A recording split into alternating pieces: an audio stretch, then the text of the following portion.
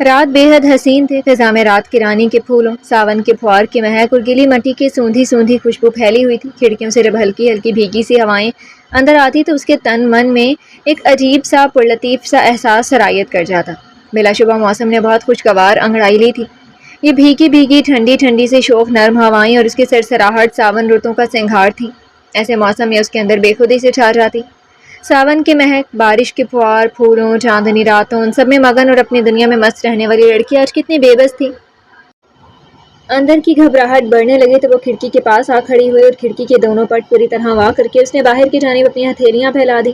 بارش موتیوں کی قطروں کی صورت ہتھیلیوں پر برس کر پانی بننے لگی۔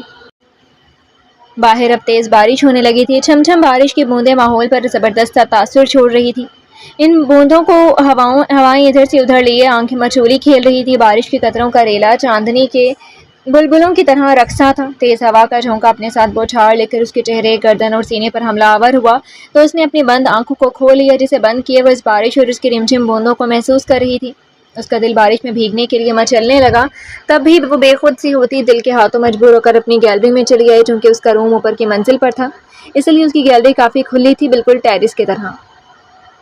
وہ ارد گرد کے ماحول سے بے پرواہ اور بے خبر اس بارش میں اپنے تن من دونوں کو بھگونے لگی۔ وہ جو ابھی روم میں داخل ہوا تھا، گیلری میں اسے یوں بھیگتے دیکھ کر اس کے قدم گیلری کی گلاس ڈور کے پاس تھم سے گئے۔ وہ یک ٹک اسے دیکھنے لگا۔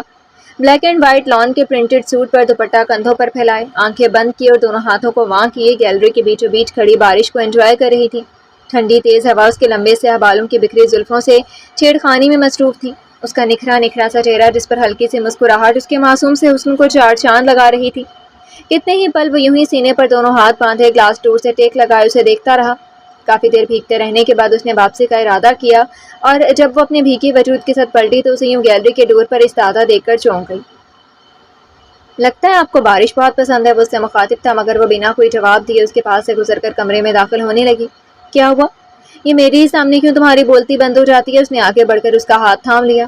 پلیز چھوڑے میرا ہاتھ۔ رخ موڑے بغیر ہی اس نے اپنا ہاتھ چھڑوانا چاہا۔ اف، اتنا غصہ، اتنا نخرہ، ویسے بھی مجھے یوں نخرے نہیں پسند۔ اس کا ہاتھ اور مضبوطی سے پکڑ کر مروڑا، اس کے منہ سے سسکی نکل گئی۔ اور مجھے آپ نہیں پسند، کھٹ سے جواب دے کر اس نے مخاطب کے غصے کو ہوا دی۔ تم اپنے آپ کو سمجھتی کیا ہو؟ اسے اپنی طرف کھینچتے ہوئے کہا۔ اپنے آپ کو تو میں انسان سمجھتی ہوں، مگر آپ کا پتہ نہیں، وہ بھی روبرو ہو کر بولی۔ چلے تمہیں بتا دو، میرا پتہ نہیں نا تمہیں۔ اس کے دونوں بازوؤں کو سختی سے جکڑے اسے کھینچ کر بیڈ کی طرف لا کر پٹکا۔ اگلے پل اس کے بھیگے کپڑے اس کے سوکھے جسم کو راحت و تسکین دے رہے تھے۔ صفاقی کی انتہا پر پہنچ کر بھی وہ طنز کرنا نہ بھولا تھا۔ بھیگے موسم میں اس کے الفاظ نے آگ لگا دی تھی، اس کا دل اس کے جسم کی طرح جلنے لگا تھا اور آنکھوں میں جیسے مرچیں سی بھرنے لگی تھی۔ بند پلکوں کی چلمنوں سے آنسو بہہ بہہ کر گالوں کو بھگونے لگے تھے۔ باہر بارش جاری تھی اور یہاں اس کے اندر طوفان برپا تھا۔ رات جو کچھ دیر پہلے بہت حسین لگ رہی تھی، مگر اب یہی حسین رات اس کو خون کی آنسو رلا رہی تھی۔ وڈیرا حویلی رانی پور کے نواحی قصبے کے وسط میں وڈیرے علی بخش نے تعمیر کروائی تھی۔ لال اینٹوں سے بنی یہ پختہ بڑے بڑے ستونوں پر مبنی حویلی دیکھنے والے کو مبہوت کر دیتی۔ لال اینٹوں سے مزین روش کے دونوں اطراف کھجوروں، برگد اور نیم کے درخت پھیلے ہوئے تھے۔ آگے جا کر جہاں یہ قطار ختم ہوتی اور مرکزی گیٹ شروع ہوتا، وہیں دائیں جانب ہری ہری گھاس کا لبادہ اڑے لان موجود تھا، جس میں لکڑی کا ایک جھولا اور ساتھ ہی کرسی ٹیبل رکھا ہوا تھا، جبکہ بائیں جانب باغ تھا جس میں گلاب، گل ہزارہ، گل داؤدی، چنبیلی، مونگرے اور بھی بہت سارے پھولوں کی قطاریں ترتیب سے موجود تھیں۔ ذرا فاصلے پر ایک تالاب بھی تھا جس کے وسط میں ایک فوارہ آویزہ تھا۔ تالاب میں بھی گل نیلوفر اپنی بہار دکھاتا، دیکھنے والا ان نظاروں میں کھو سا جاتا۔ علی بخش کے دو بیٹے تھے، بڑے خادم علی بخش اور چھوٹے حسین علی بخش۔ باپ کی وفات کے بعد خادم علی وڈیرے نامزد ہوئے۔ حسین علی اپنے باپ اور بھائی سے مختلف طبیعت کے تھے، انکساری، خدمت خلق، ہمدردی ان میں کوٹ کوٹ کر خدا نے عطا کی تھی، جبکہ خادم علی اگرچہ نیک دل تھے، مگر وڈیروں والی صفات ان میں کثرت سے موجود تھی۔ خادم علی کا ایک بیٹا نیاز حسین شاہ تھا، جسے پڑھائی میں کوئی خاص دلچسپی نہیں تھی، تبھی وہ اپنی بنی زمین کا کام سنبھالتا تھا۔ حسین علی کا ایک بیٹا عزام اور بیٹی دانیہ تھی۔ ان کی بیوی انہیں چھوڑ کر جا چکی تھی اور یہ ذلت و رسوائی وہ سہ نہیں پائے تھے کہ شادی کے 12 سال بعد ان کی بیوی کسی اور کے ساتھ بھاگ گئی، تبھی وہ دنیا سے منہ موڑ گئے۔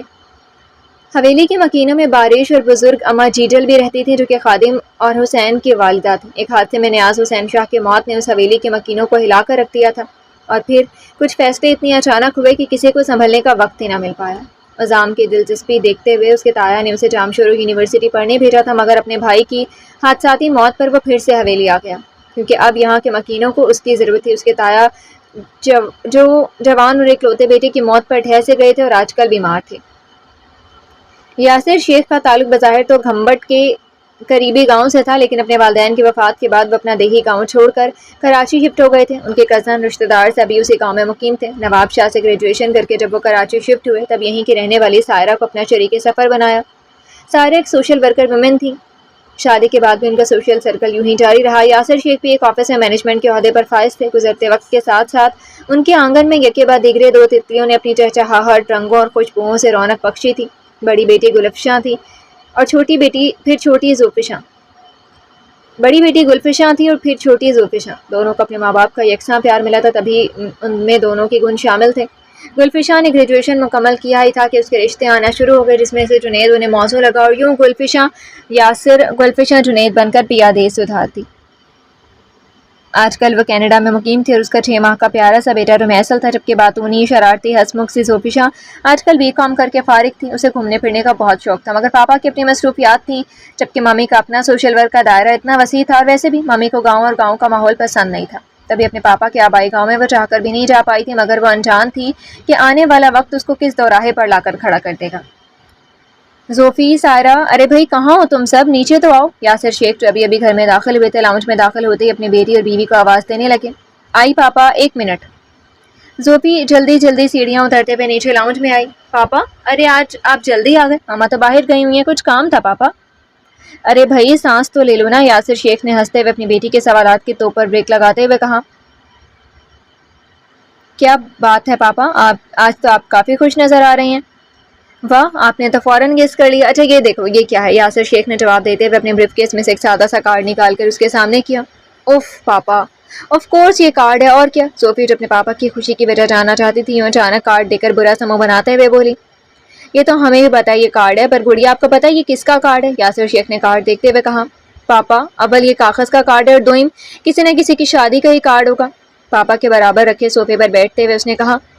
بالکل صحیح اندازہ لگایا، یہ شادی ہی کا کارڈ ہے، اور وہ بھی میرے اکلوتے چچا زاد بھائی اظفر بھائی کی اکلوتی بیٹی نیلوفر کی شادی کا۔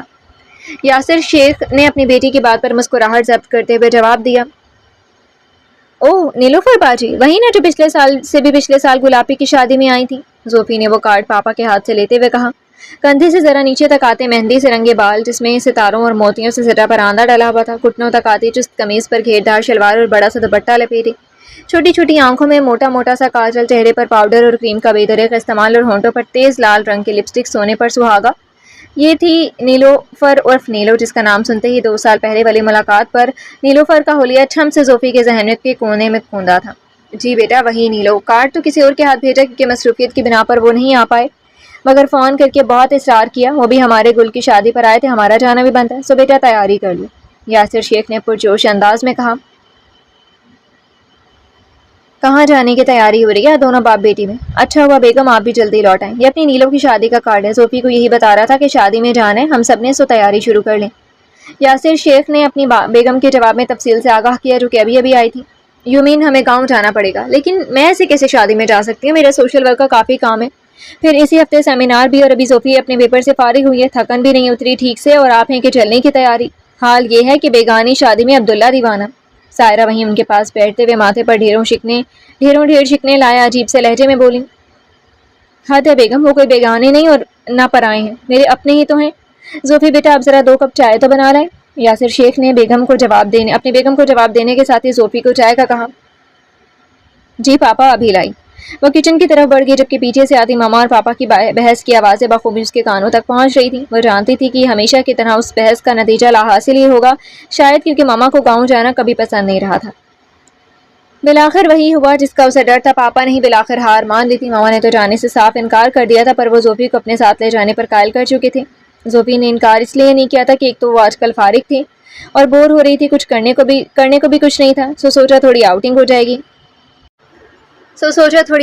جائے گی، اور دوسرا یہ کہ وہ اپنے پاپا کی خوشی کی خاطر شرکت کرنا لازمی سمجھ رہے تھے، کیونکہ ماما نے جو انکار کر دیا تھا۔ پاپا کا جوش مان پڑ گیا تھا، پر اب اس کے ساتھ جانے پر وہ اپنے پاپا کے چہرے پر خوشی کے ڈھیروں رنگ دیکھ رہی تھی۔ شادی میں گو کہ ابھی 2-3 دن تھے، پر یاسر شیخ کا کہنا تھا کہ یوں اچھا نہیں لگتا کہ ہم غیروں کی طرح عین شادی کے موقع پر جائیں، اس لیے اب وہ لوگ شادی سے 2 دن پہلے جا رہے تھے۔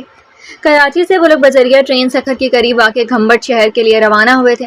حیدرآباد، نواب شاہ اور دیگر چھوٹے بڑے شہروں سے گزرتے ہوئے ٹرین نے جب انہیں گھمبٹ کے اسٹیشن پر اتارا تو اگلے ہی پل زوفی کو آس پاس ویران کھیتوں کھلیان اور دور اکا دکا دکانیں اور چھوٹے چھوٹے گھر دیکھ کر اپنے یہاں آنے کے فیصلے پر افسوس ہوا۔ اسٹیشن پر انہیں چچا اصفر ہی لینے آئے تھے۔ پلیٹ فارم کراس کر کے جب وہ لوگ دوسری طرف پہنچے تو قطار در قطار یہاں ٹانگے یوں کھڑے تھے جیسے جناح ٹرمینل کے باہر ٹیکسیاں کھڑی ہوتی ہیں۔ خیر وہ سب ایک ٹانگے پر سوار ہوئے تھے، سامان سمیت سوار ہوئے اور اپنی منزل کی جانب رواں دواں ہوئے۔ پاپا تو چونکہ ان سب کے عادی رہ چکے تھے اس لیے ان کے لیے یہ سب نیا نہیں تھا، اس لیے وہ چچا اصفر سے باتوں میں مصروف تھے، جبکہ زوفی کے لیے یہ سب بہت نیا اور انوکھا تھا۔ کبھی وہ ٹانگے کی حرکات و سکنات پر غور کرتی تو کبھی اپنے دائیں بائیں گزرتے گنے کے کھیتوں، کھجور کے اونچے لمبے درختوں پر نگاہ دوڑاتی تو کبھی کچے پکے راستے پر ٹانگے سے اٹھنے والی دھول مٹی کو چہرے پر آنے سے روکتی۔ غرض یہ کہ لامتناہی سوچوں اور اندیشوں میں گھر کر بالآخر ان کا سفر اختتام پذیر ہوا، جسے اس نے دل ہی دل میں دھول مٹی کی سواری کا نام دیا۔ اصفر چچا تو ان کا سامان سنبھالے کچی پکی پگڈنڈی پر چلنے لگے، جبکہ اونچے نیچے پتھروں پر ہیل والی سینڈل سے چلنا اس کے لیے محال تھا۔ قریب تک کہ پاس پڑے کسی پتھر پر بیٹھ کر رونے لگتی کہ پاپا نے اس کا ہاتھ تھام لیا، اور یوں وہ ان کے ہمراہ گرتی پڑتی کچے پکے قطار در قطار بنے مکانوں کے محلے میں داخل ہو گئی۔ اس نے اطراف میں حیرت اور ناگواری سے جائزہ لیا۔ اینٹوں اور مٹی کے گارے سے بنے ہوئے یہ گھر، جن کی چھتیں کھجور کی شاخوں، تنے وغیرہ سے ڈھکی ہوئی تھیں، اور کسی اکا دکا گھر کی چھتیں ٹین کی تھیں۔ پاس ایک مسجد بنی ہوئی تھی، تھوڑا سا آگے اسے کچھ دکانیں بھی نظر آئیں۔ اب وہ لوگ چچا اصفر کے گھر کے سامنے تھے۔ وہ کہ چچا اصفر کے گھر کی بناوٹ اور ساخت بھی کچھ ایسی ہی تھی کہ جیسے کہ آس پڑوس کے گھروں کے، پھر بھی چچا اصفر کا گھر ان سے کچھ بہتر حالت میں تھا۔ وہ سب آگے پیچھے اندر داخل ہوئے۔ ارے یہ کیا، پھر چلنا پڑے گا؟ اس نے بے ساختہ اتنے بڑے کھلے وسیع و عریض صحن کو دیکھا جس کے آخری سرے پر کمرے برآمدے وغیرہ دکھ رہے تھے۔ گڑیا گاؤں کے گھر ایسے ہی ہوتے ہیں، آپ پہلی بار آئی ہو نا بیٹا، اس لیے سب کچھ عجیب لگ رہا ہے، چلو آؤ۔ پاپا نے اس کی حیران شکل دیکھتے ہوئے کہا تو وہ بھی حیرت اور صدمے سے گنگ آگے بڑھی۔ چوڑا صحن پار کر لینے کے بعد برآمدے میں اصفر چچا کی بیوی نورا، ان کی ساس، پاپا کی پھپھو اور بھی کافی خواتین ان کے استقبال کے لیے کھڑی تھیں، جنہوں نے بڑے پرتپاک اور گرم جوشی سے استقبال کیا۔ صرف اس کے پاپا کا ہی نہیں بلکہ اس کو بھی گلے لگا کر ڈھیروں پیار سے نوازا، اور وہ ان سب کی اتنی پرخلوص محبتیں دیکھ کر شرمندہ سی ہونے لگی۔ تبھی چاچی نورا کے ہمراہ وہ کمرے میں چلی آئی۔ پتر ہاتھ منہ دھو، آرام کر۔ چاچی نورا کی بات پر دھول مٹی کی سواری یاد آئی تو وہ سامنے لگے شیشے کی طرف بڑھی۔ اپنی صورت اور حلیہ دیکھتے چینخ نکلنے کے قریب تھی۔ دھول مٹی سے اٹے بال جو چڑیا کا گھونسلہ لگتے تھے، سفید رنگ دھوپ کی تماثت سے سرخ پڑ چکا تھا اور ہونٹ خشک۔ وہ چاچی کی ہمراہی میں واش روم کی طرف بھاگی۔ نہانے اور اچھی طرح فریش ہونے کے بعد اور شربت کے 2 گلاس کھٹاکھٹ پینے کے بعد وہ کمرے میں واپس آئی تو وہاں رکھی چارپائی پر سونے کی غرض سے لیٹ گئی۔ کھانے کا فی الحال موڈ نہیں تھا، اس لیے وہ انکار کر چکی تھی۔ چارپائی پر سونا بھی اس کے لیے آسان نہ تھا، پر کروٹ لیتے بالآخر وہ نیند کی وادی میں اتر ہی گئی۔ وہ نہیں جانتی تھی کہ وہ کتنی دیر تک سوتی رہی، کیونکہ وہ لوگ جب یہاں پہنچے تو سہ پہر کا وقت ہو رہا تھا۔ مگر اب جب وہ اٹھ کر کمرے سے باہر نکلی تو برآمدے میں پانی کا چھڑکاؤ کر کے چارپائیاں رکھی جا چکی تھیں۔ سب چھوٹے بڑے چارپائیوں پر براجمان تھے۔ موسم تھوڑا حبس آلود ہو رہا تھا، جس کی وجہ سے اسٹینڈ فین لگائے گئے تھے۔ یوں موسم کی گرمی اور حبس میں خاطر خواہ کمی ہوئی تھی۔ اس کے قدم وہیں کمرے کی ڈیوڑی پر جم سے گئے تھے۔ وہ عجیب سی کشمکش میں گر گئی تھی۔ اجنبی ماحول، اندیکھا گاؤں، وہ عجیب سی سوچ میں گم تھی۔ ارے دھی رانی ادھر آ جاؤ۔ نورا چاچی کی نظر شاید اس پر پڑی تھی، تبھی انہوں نے اسے پکارا۔ نورا چاچی اور آس پڑوس کی کچھ عورتیں مہندی کے تھال سجا رہی تھیں اور آپس میں سندھی میں باتیں بھی کر رہی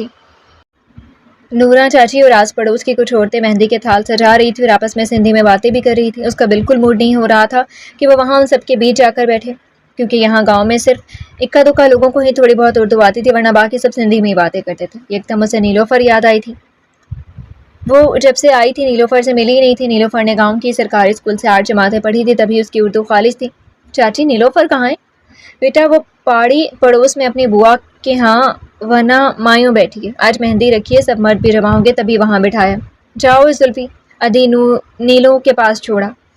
زلفی کو جواب دینے کے ساتھ ساتھ پاس کھڑے بچے سے بھی مخاطب ہوتے ہوئے کہا، تبھی 8 سالہ بچہ اس کی طرف چلا آیا تو وہ بھی اپنا دوپٹہ ٹھیک سے اوڑھتے ہوئے اس کی ہمراہی میں دروازے کی جانب بڑھی، کیونکہ پاپا نے اسے تھوڑا بہت یہاں کے ماحول کے بارے میں بتایا ہوا تھا کہ یہاں پر عورتیں بڑی سی چادر لیے بغیر گھر سے باہر قدم نہیں رکھتی۔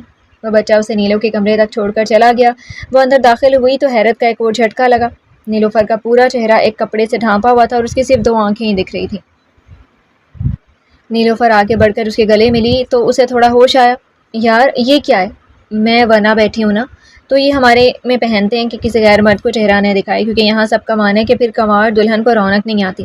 پیلے مایوں کے کپڑوں میں ملبوس نیلوفر نے گاؤں کے اس رواج کے بارے میں بتایا۔ تمہیں گھٹن نہیں ہوتی اس طرح چہرے کو چھپائے رکھنے سے؟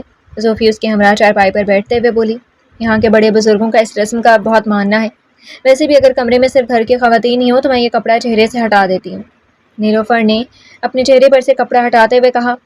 اس نے نیلوفر کی سمت دیکھا تو یہ کیا؟ روئی روئی سی آنکھیں سرخ انگارہ ہو رہی تھیں۔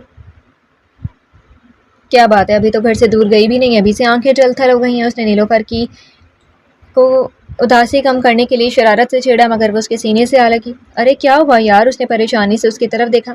پہلے تم وعدہ کرو یہ بات کسی سے شیئر نہیں کرو گی۔ نیلوفر نے اپنا ہاتھ اس کے آگے کیا۔ اچھا یار چلو میں وعدہ کرتی ہوں، لیکن ایسی بھی کیا بات ہے؟ اس نے اپنا ہاتھ اس کی ہتھیلی پر رکھتے ہوئے پوچھا۔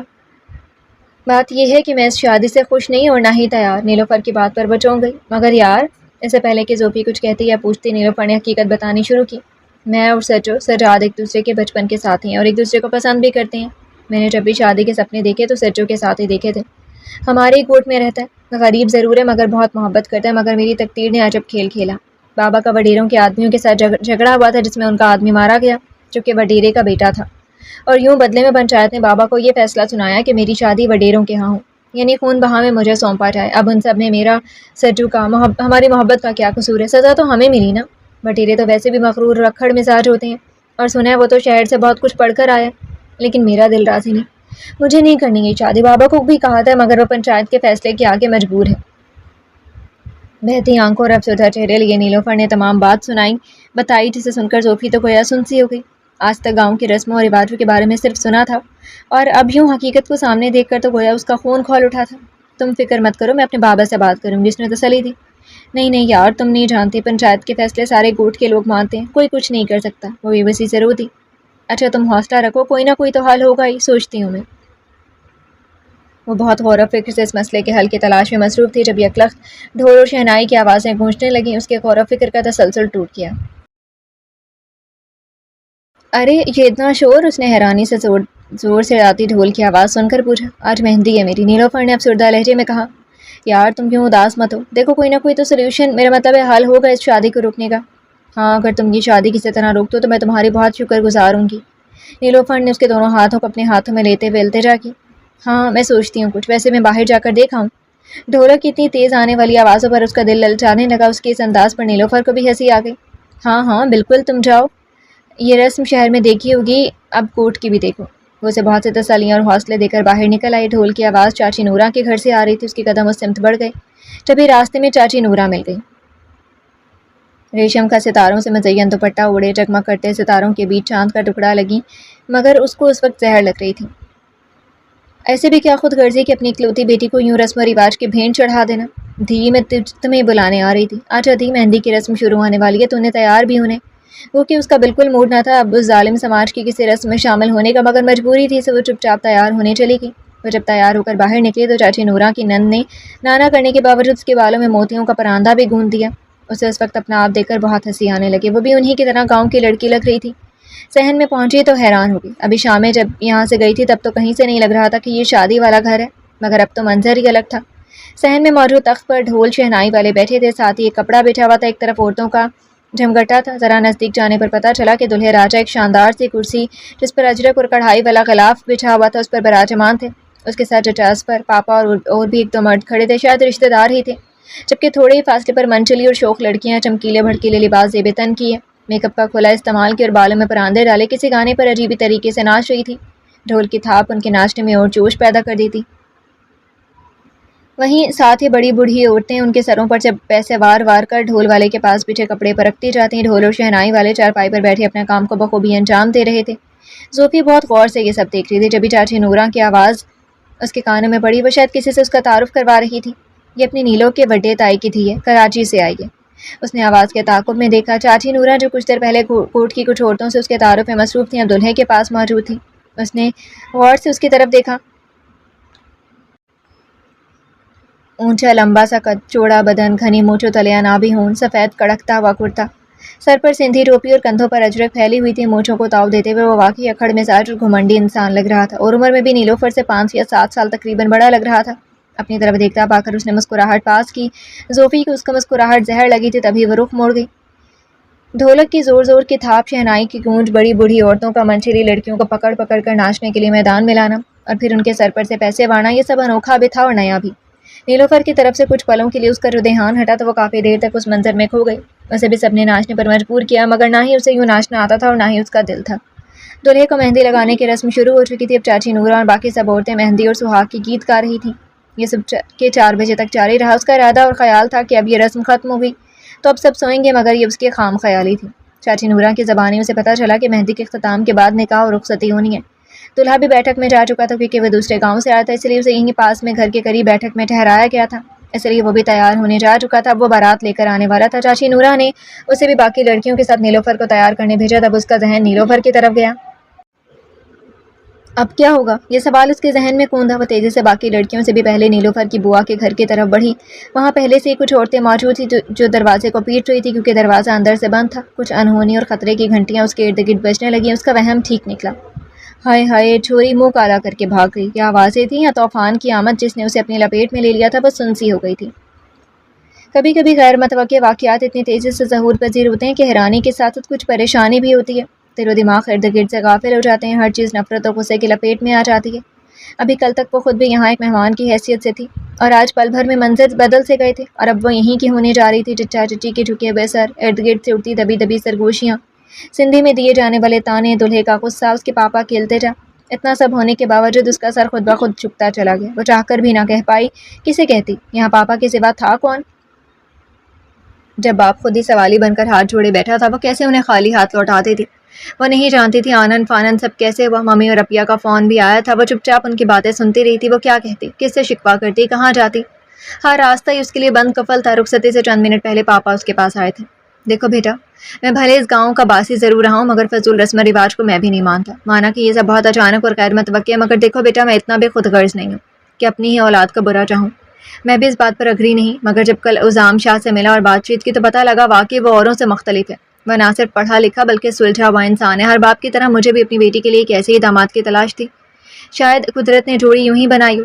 بیٹا بس میری التجا ہے، میرا مان، میری عزت رکھنا۔ جانتا ہوں ابھی تم بھی اپنی ممی کی طرح مجھ سے ناراض ہو، مگر گڑیا کبھی کبھی وقت کے ہاتھوں میں ہماری زندگی کی ڈور ہوتی ہے، اور پھر وقت ہی ہر بات کا فیصلہ کرتا ہے۔ ویسے بھی ہر چیز کا ایک صحیح وقت ہوتا ہے۔ ابھی یہ سب اتنا اچانک ہوا تو کہ تم کیا، میں بھی ٹھیک سے اس کو ایکسیپٹ نہیں کر پا رہا، پر صحیح وقت آنے پر میرا فیصلہ، میرا انتخاب تمہیں غلط نہیں لگے گا۔ نیا ماحول، نئی جگہ، تمہارے لیے رہنا تھوڑا مشکل ہوگا، مگر مجھے اپنی بیٹی پر پورا بھروسہ ہے کہ وہ وہاں ایڈجسٹ ہو جائے گی۔ نہ صرف ایڈجسٹ بلکہ ایک اچھی بہو بن کر وہاں سب کے دل بھی جیت لے گی، ہے نا بیٹا؟ بس میری دعا ہے سدا خوش رہو، میرا فیصلہ تمہارے لیے ایک اچھا فیصلہ ثابت ہو اور کامیاب زندگی گزارو گی۔ اس کے سر پر ہاتھ رکھ کر بہت سی دعائیں اور ہدایتیں دے کر چلے گئے۔ اب کیا بچا تھا کہنے اور سننے کو؟ اتنا سب کچھ ہو چکا تھا کہ آنکھوں سے وہ آنسو بھی نہ ٹپکا سکی۔ وہ لوگ جب تک قصبے میں داخل ہوئے تب تک رات کی تاریکی پھیل چکی تھی۔ قصبے میں ان کی بڑی سی حویلی شادی کے گھر کا روایتی نمونہ بنی ہوئی تھی۔ روشنیاں، سجاوٹیں، مہمانوں کا شور و غل، ڈھولک کی تھاپ اور روایتی سندھی گیتوں سے استقبال ہوا۔ وہ ان سب چیزوں سے لاتعلق اجنبی اور انجانی عورتوں کے گھیرے میں حویلی میں داخل ہو کر لان راہداری اور کمرے در کمروں سے گزرتے ہوئے ایک بڑے سے ہال نما کمرے میں پہنچا دی گئی تھی۔ سر پر موجود اجرک کا بڑا سا گھونگھٹ اس کے گھٹن میں اتنا اضافہ نہیں کر رہا تھا جتنی اس کے اندر گھٹن موجود تھی، کیونکہ اندر کی گھٹن باہر کی گھٹن پر حاوی تھی، اس لیے اسے اس کی پرواہ نہ تھی اور نہ ہی کوئی احساس۔ پتہ نہیں کن کن رسموں سے اس کا سواگت ہوا اور کن کن سے تعارف۔ وہ تو بس گمسم اور لا تعلق سے بت بنی بیٹھی تھی۔ تبھی ایک بڑی بھی جو شاندار حویلی کی بڑی لگ رہی تھی، اس نے اسے منہ دکھائی سے نوازا اور ساتھ ہی ان کے کہنے پر اسے اوپر روم میں پہنچانے کی جسارت کی گئی تو اس نے سکون کا سانس لیا۔ وہ آج دلہن بنی تھی، مگر دل میں کوئی جذبے نہ تھے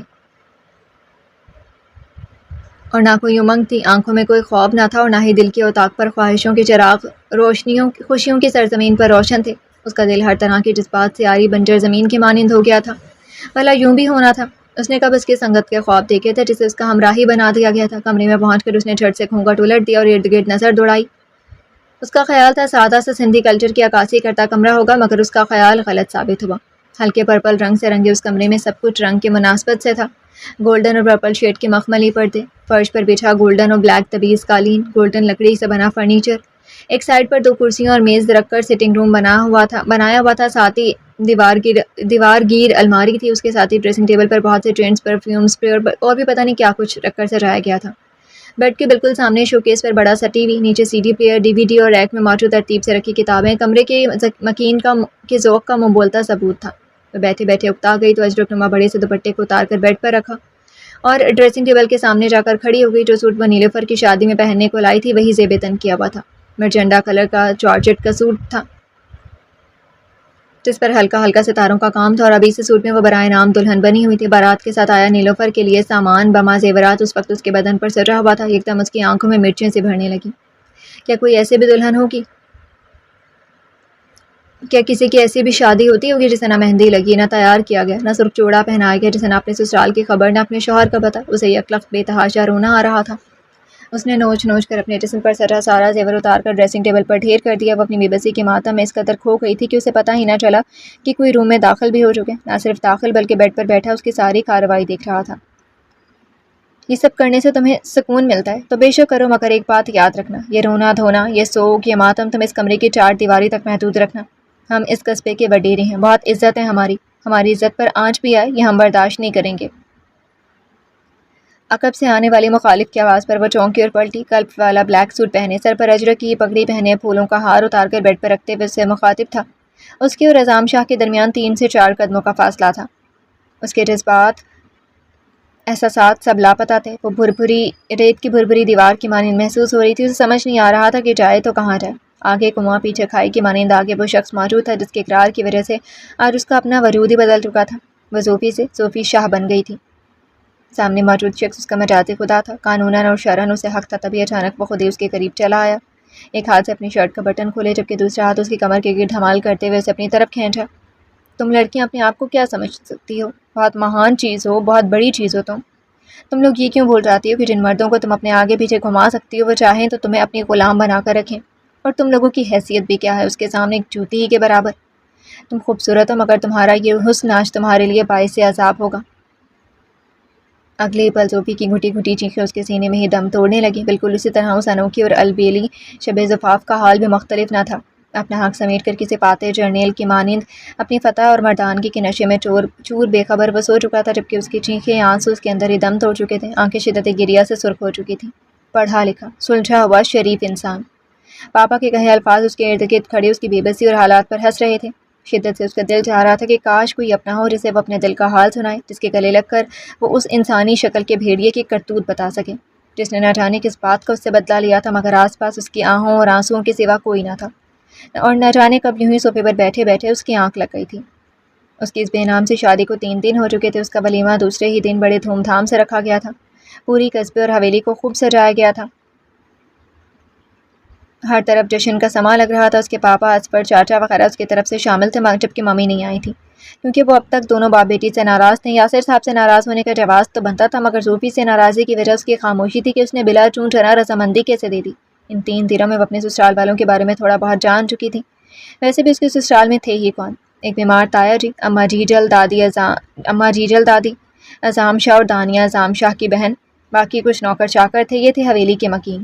تایا خادم علی اپنی اکلوتے اور جوان جہان بیٹی کی وفات کے بعد چارپائی سے لگ گئے تھے، جبکہ اماں جیجل کا نچلا دھڑ ایک حادثے میں پیرالائز ہو چکا تھا، اس لیے وہ ہمہ وقت ویل چیئر پر ہی ہوتی تھی۔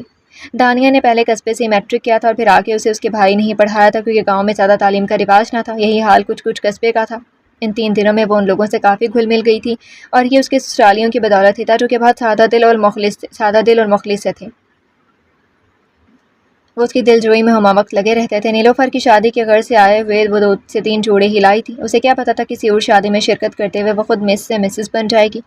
تبھی اماں جیجل نے ہی آس پاس کے کسی درزن سے اس کے لیے کچھ کپڑے سلوا لیے تھے اور کچھ سلوانے دیے تھے۔ اعظام شاہ سے اس کا سامنا ولیمے کے بعد سے اب تک نہیں ہوا، تو اسے پتہ چلا تھا کہ وہ کسی ضروری کام سے حیدرآباد گیا ہوا تھا۔ وہ تینوں حویلی کے باغیچے میں بیٹھی ہوئی تھیں، جبھی شام کی چائے لیے ماسی ہاجرہ چلی آئی۔ صوفی اماں جیجل کے سر میں تیل سے مالش کر رہی تھی، حالانکہ ان کاموں کے لیے ملازمہ تھی، مگر شفیق چہرے والی، بے لوث اور پرخلوص سی اماں جیجل میں اسے ایک پدرانہ پرشفیق بزرگ مل گئی تھی۔ وہ بھی اسے ایک بیٹی کی طرح چاہتی تھی، تبھی صوفی کو بھی ان کے پاس بیٹھنا اور ان کے کام بڑھ چڑھ کر کرنا اچھا لگتا تھا۔ آخر اس زور زبردستی کی شادی میں بڑی بھی اور سیدھی سادی دیہاتی لڑکی کا کیا قصور تھا؟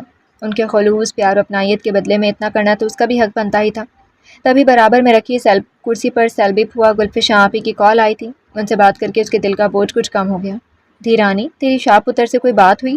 نہیں، نویلی کنوار کو چھوڑ کر خود شہر جا بیٹھے۔ وہ جو کال ڈسکنیکٹ کر کے بیٹھی تھی، اماں جیجل کی اس اچانک بات پر وہ بکھلا گئی۔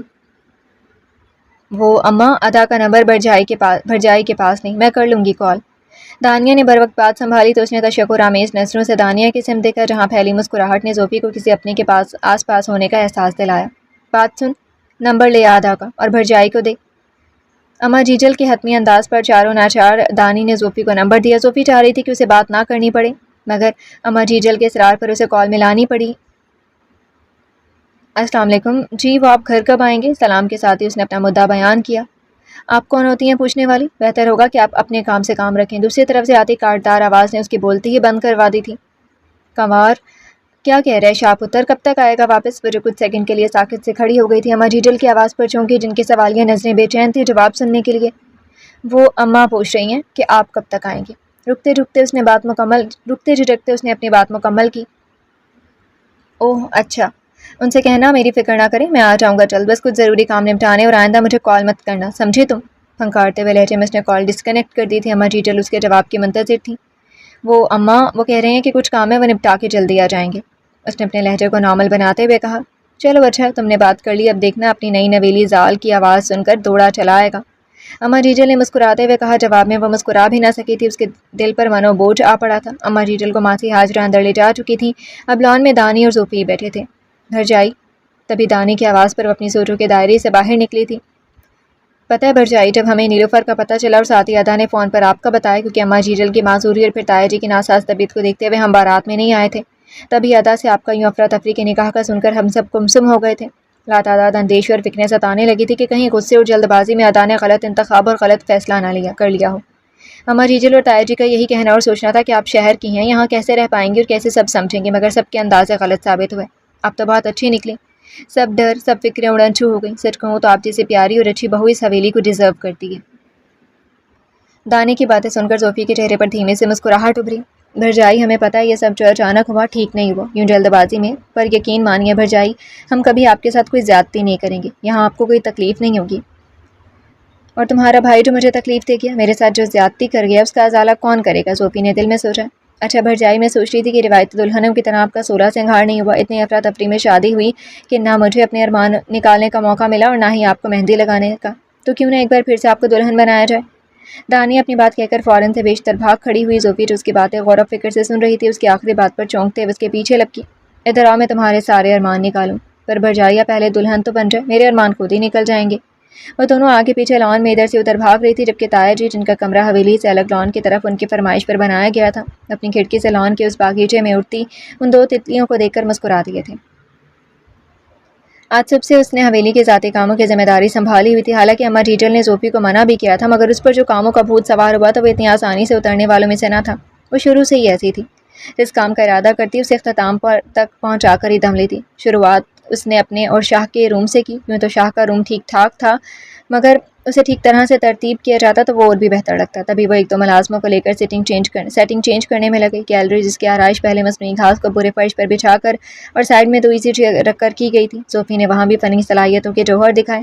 سب سے پہلے اس نے چیئرز کو باہر نکال کر ملازم سے یہاں کین سے بنی باسکٹ چیئرز منگوا کر لگانے کا آرڈر دیا تھا۔ ساتھ ہی مالی بابا سے اس نے باغ میں موجود کچھ چنبیلی، گلاب اور گل داؤدی جیسے پودوں کے گملے لا کر گیلری کی ایک سائڈ پر ترتیب سے لگائے۔ ساتھ ہی کچھ مصنوعی بیلوں سے گیلری کی دیوار کو آراستہ کیا۔ اب اس کے روم کی یہ گیلری ایک چھوٹے سے باغ کا منظر پیش کر رہی تھی۔ ان کاموں سے فارغ ہو کر اس نے گلاس ڈور پر ایک لائٹ سے کلر کا پردہ لگایا۔ ملازمین کے ساتھ ساتھ دانیہ نے بھی اس کی سیٹنگ اور چینجنگ کی کافی تعریف کی۔ پھر وہ نیچے آ گئی، پہلے سوپ بنا کر اما جیجل اور تایا جی کو بھجوا دیا، اور پھر کچن کے شیلف، کیبنٹ سب خالی کر کے مسالوں کے جار اور باقی سب سامان کو اپنی ترتیب سے رکھوایا۔ کچن میں اس نے منی پلانٹ رکھوا کر بہت خوبصورت سا تاثر دیا تھا۔ یوں سہ پہر تک وہ اچھی خاصی مصروف رہی تھی۔ لنچ کر کے فارغ ہونے کے بعد اس نے اپنے کمرے کا رخ کیا۔ اس کا موڈ تھا کہ وہ ایک فریش بات لے کر کچھ دیر آرام کرے گی۔ اما جیجل کے دیے ہوئے سوٹوں میں سے اس نے ایک پیازی رنگ کا خوبصورت سا سوٹ نکالا، جس پر ہلکی ہلکی سے سندھی کڑھائی ہوئی تھی۔ نہانے کے بعد اسے اپنا آپ کافی ہلکا پھلکا اور فریش سا محسوس ہونے لگا۔ تبھی اس کی پلکیں بوجھل ہونے لگیں۔ اس کی آنکھ روم کی ڈور پر ہونے والی ہلکی ہلکی دستک پر کھلی۔ وہ دروازے کی جانب بڑھ گئی جہاں دانیہ موجود تھی۔ بھرجائی، وہ جو دروازہ وہاں ہوتے دیکھ کر بولنے لگی تھی، زوفی پر نظر پڑتے ہی چپ ہو گئی۔ واہ بھرجائی، بڑی سونی لگ رہی ہو آپ تو، بس ذرا سی کمی ہے۔ وہ اس کا ہاتھ تھامے اپنے روم میں لے آئی۔ ارے پہلے بتاؤ تو تم کیا کہنے آئی تھیں؟ زوفی نے اس کی جانب دیکھتے ہوئے پوچھا۔ وہ بھی بتا دوں گی، پہلے جلدی سے فریش ہو کر آئیں، میں ویٹ کر رہی ہوں آپ کا۔ دانی زوفی کو واش روم کی جانب دھکیلتے ہوئے بولی۔ فریش ہونے کے بعد جب وہ باہر آئے تو دانی جیولری میں الجھی نظر آئی۔ ارے یہ سب کیا ہو رہا ہے؟ بھرجائی، میرے پاس کوئی موتیوں کا جڑاؤ ہار نہیں ہے، آپ کے پاس ہے تو مجھے دیں گی پلیز؟ دانیہ نے التجا کرتے ہوئے کہا۔ ارے ہاں بالکل، اماں نے مجھے منہ دکھائی پر دیا، رکو میں لے کر آتی ہوں۔ اگلے چند منٹوں میں وہ ہار کا ڈبہ اٹھائے دانی کے روم میں تھی۔ دانی، آج کچھ خاص ہے کیا؟ ملازم بھی سب یہاں سے وہاں الرٹ ہو کر بھاگ توڑ کر رہے تھے. پھر یہ سب تمہاری تیاری؟ تانی بھی خلاف معمولات نقصد سے تیار ہوئی تھی. جی بھرجائی، آج کچھ اسپیشل ہے، مگر پہلے آپ کو میری بات ماننی ہوگی. جلدی سے یہ ہار پہن لیں. دانی نے جواب دینے کے ساتھ ساتھ وہی جڑاؤ ہار زوفی کی طرف بڑھایا. اتنا حبسدہ ماحول ہو رہا ہے، اوپر سے یہ سب. زوفی نے الجھن سے کہا، مگر دانیہ نے زوفی کے نہ کرنے کے باوجود اسے پہنا دیا. اما جیجل نے بھی جڑاؤ موتیوں کا پورا سیٹ دے ڈالا تھا، جو کہ جھمکوں اور 2 عدد کنگن پر مشتمل تھا. اتنے حبسدہ موسم میں یہ بناؤ سنگار. اس نے کوفت سے آئینے میں اپنے عکس کو دیکھا. اف بھرجائی، نئی نویلی دلہن تو پتہ نہیں کیا کیا پہنتی، اور ایک آپ ہیں کہ سادگی کی مورت. اچھا چلیں، میں آپ کو زیادہ تیار نہیں کرتی، حالانکہ میرا فل موڈ تھا پر اپنے ہنر کو آزمانے کا. لیکن چلیں پھر کسی اور وقت. فی الحال آپ صرف یہ لپسٹک لگا لیں، کاجل تو ویسے ہی آپ نے لگایا ہوئے. دانیہ نے ٹھیک ٹھاک اس کی کلاس لیتے ہوئے ریڈ لپسٹک اس کی جانب بڑھائی. اف یہ کلر نہ بابا، یہ اتنا تیز چبھتا ہوا کلر آئی ڈونٹ لائک. زوفی نے فوراً انکار کر دیا، جس پر دانی نے ناراضی جتاتے ہوئے منہ پھلا لیا. ایک ہی تو یہاں اس کی سہیلی تھی، وہ کیسے اس کی ناراضی برداشت کرتی؟ تبھی توان و کرہن اسے لگانی پڑی. تبھی فرتے مسرت کے مارے دانیہ اس کے گلے لگ گئی. اچھا ہاں، اچھا بس ہاں، یہ لاڈ پیار بعد میں، اب اصل بات پر آؤ جلدی. زوفی نے تھوڑا روب جتاتے ہوئے کہا. ہائے ربا بھرجائی، اب تو سچ مچ کی فلموں والی بھرجائی لگ رہی ہے. بچہ نیچے چلیں ساتھ ہی، پھر خود دیکھ لیجیے گا. جب وہ اس کے ہمراہ نیچے موجود بڑے سے ہال نما ڈرائنگ روم میں داخل ہوئی تو حیرت اور خوشی سے اس کی آنکھیں کھلی کی کھلی رہ گئیں. دھیرانی آ جاؤ بیٹا. اما جیجل کی آواز اسے ہال میں لائی تو وہ ممی پاپا کہتے ہوئے اندر کی جانب بڑھی. ممی پاپا سے ملتے ہوئے آنسو خود بخود آنکھوں کی پلکوں کی گیٹ سے آزاد ہو کر اس کے گالوں پر بکھرنے لگے. دل کا بوجھ ہلکا ہوا تو اس نے اپنے سامنے نظر دوڑائی. پتہ نہیں کس وقت وہ آیا تھا، شاید تب جب وہ سو رہی تھی اور اب ایک ٹانگ پر دوسری ٹانگ چڑھائے سامنے صوفے پر براجمان مہذب بنا بیٹھا تھا، جیسے اس سے زیادہ شریف اور معصوم انسان شاید ہی کوئی اور ہوتا یہاں. پرتکلف ڈنر کے اختتام پر وہ حیران تھی کہ اتنی سب تیاریاں اتنے کم وقت میں کیسے ہو گئیں، جبکہ کچھ بازاری آئٹم بھی تھے کھانے میں. ڈنر کے بعد جب چائے بنا کر وہ سب کو سرو کر رہی تھی تبھی تنہائی پا کر ممی نے گھما پھرا کر سب کے رویے کے بارے میں دریافت کرنا چاہا. اسے شکایت ہوتی تو کہتے نا. دانیہ، اما جیجل، تایا، حتیٰ کہ ملازم تک سب اتنے اچھے اور پرخلوص تھے، پر جیسے اس کے لبوں پر شاہ کا نام آیا فوراً سے پیشتر مامی نے کہا. ہاں بیٹا، میں جانتی ہوں سب. تمہارے پاپا سے بہت لڑی ہوں میں کہ آخر ایسا ظلم میری ہی بیٹی کے ساتھ کیوں؟ اپنے گاؤں کے رسم و رواجوں کی بہن میری لاڈلی بیٹی کو کیوں چڑھا دیا؟ مگر جب عزام ہمیں لینے گھر آیا تو ہم سے ملا، پھر راستے بھر اس کی باتیں، ہمارے لیے اس کی نظروں میں عزت و احترام دے کر مجھے بھی تمہارے پاپا کے انتخاب پر فخر ہوا. اور پھر باقی اندیشے تمہاری نند بیٹی وغیرہ سے مل کر دور ہو گئے. تمہیں یاد ہے نا، میں اکثر کہا کرتی تھی کاش میرا بیٹا ہوتا. آج عزام سے مل کر یہ خواہش پوری ہو گئی. کیا کوئی ماں باپ ہوں گے اتنے خوش نصیب جنہیں اتنا اچھا گھرانہ اور سمدھیانہ ملا اپنی بیٹی کے لیے؟ یوں تو گلفشاں کا شوہر بھی بہت اچھا، مگر مجھے اس کی طرف سے کبھی ٹینشن نہیں لینی پڑی، کیونکہ سسرال نام سے اس کا سامنا ہی نہیں پڑا.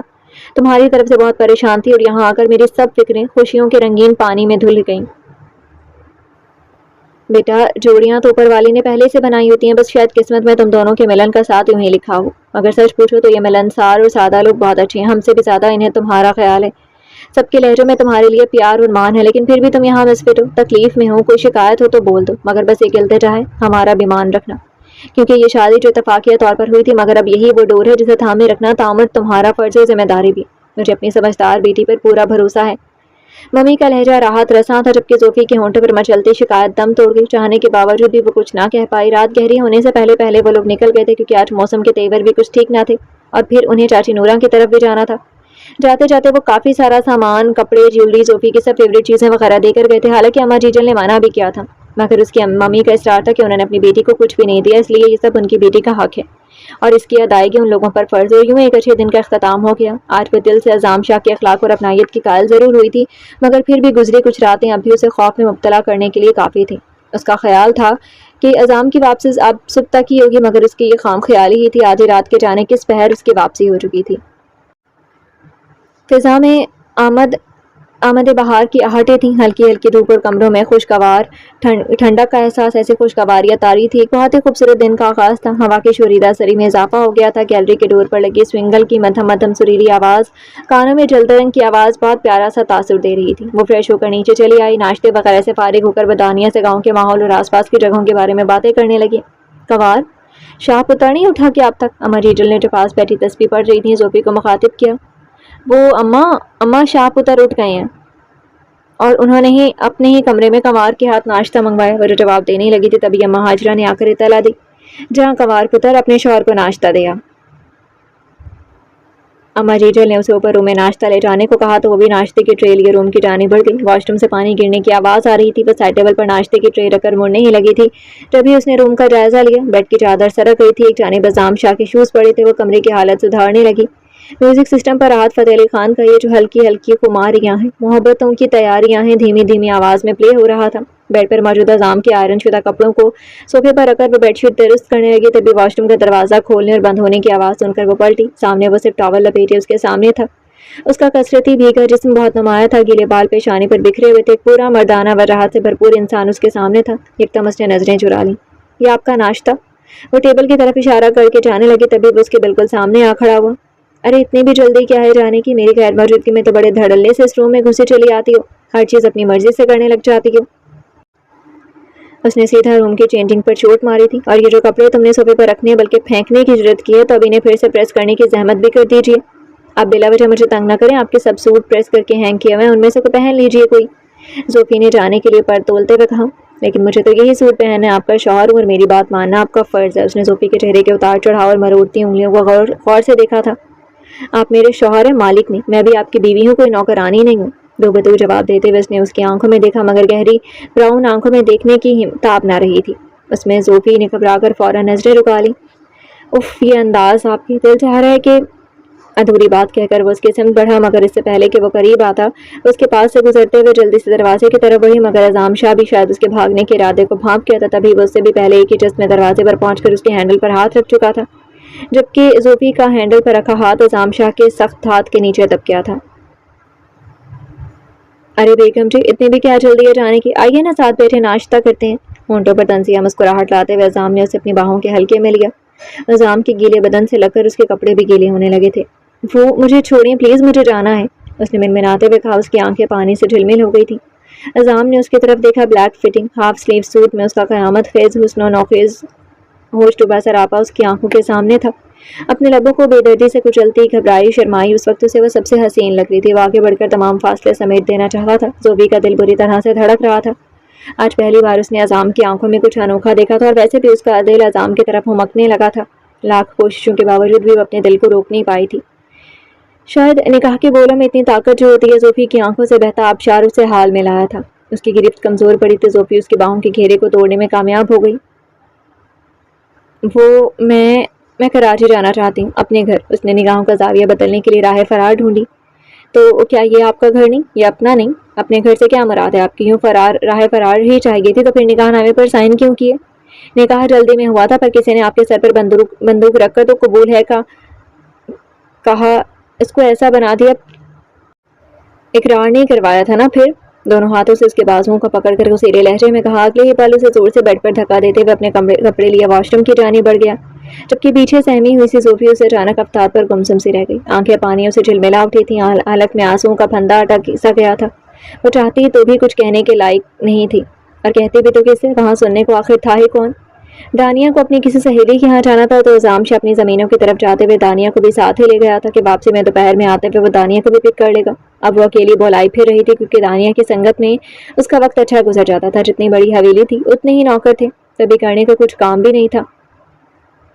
कुछ देर यूं ही लाउंज में बैठने के बाद वो किचन में चली आई। किचन में शब्बो मौजूद थे जिसके ज़िम्मे ही तीनों वक्त का खाना बनाना था, जो कि ज़्यादातर देसी खाना भरे में मुश्तमिल होता था।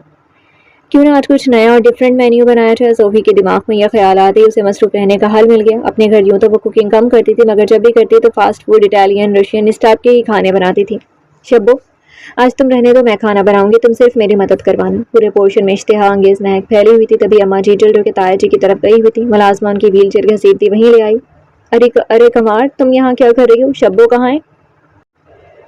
कुकिंग करते देखकर उन्होंने हैरत से पूछा। अम्मा, मैं कब से बोर हो रही थी इसलिए सोचा क्यों ना आज मैं ही खाना बना लूँ। बेटा वो तो ठीक है पर तुम्हें जुमा 8 दिन तो हुए हैं और तुम हो कि यूँ कामों में लग गई। कहीं तुम इस कहावत पर अमल तो नहीं करें कि शौहर के दिल का रास्ता मैदे से होकर गुजरता है?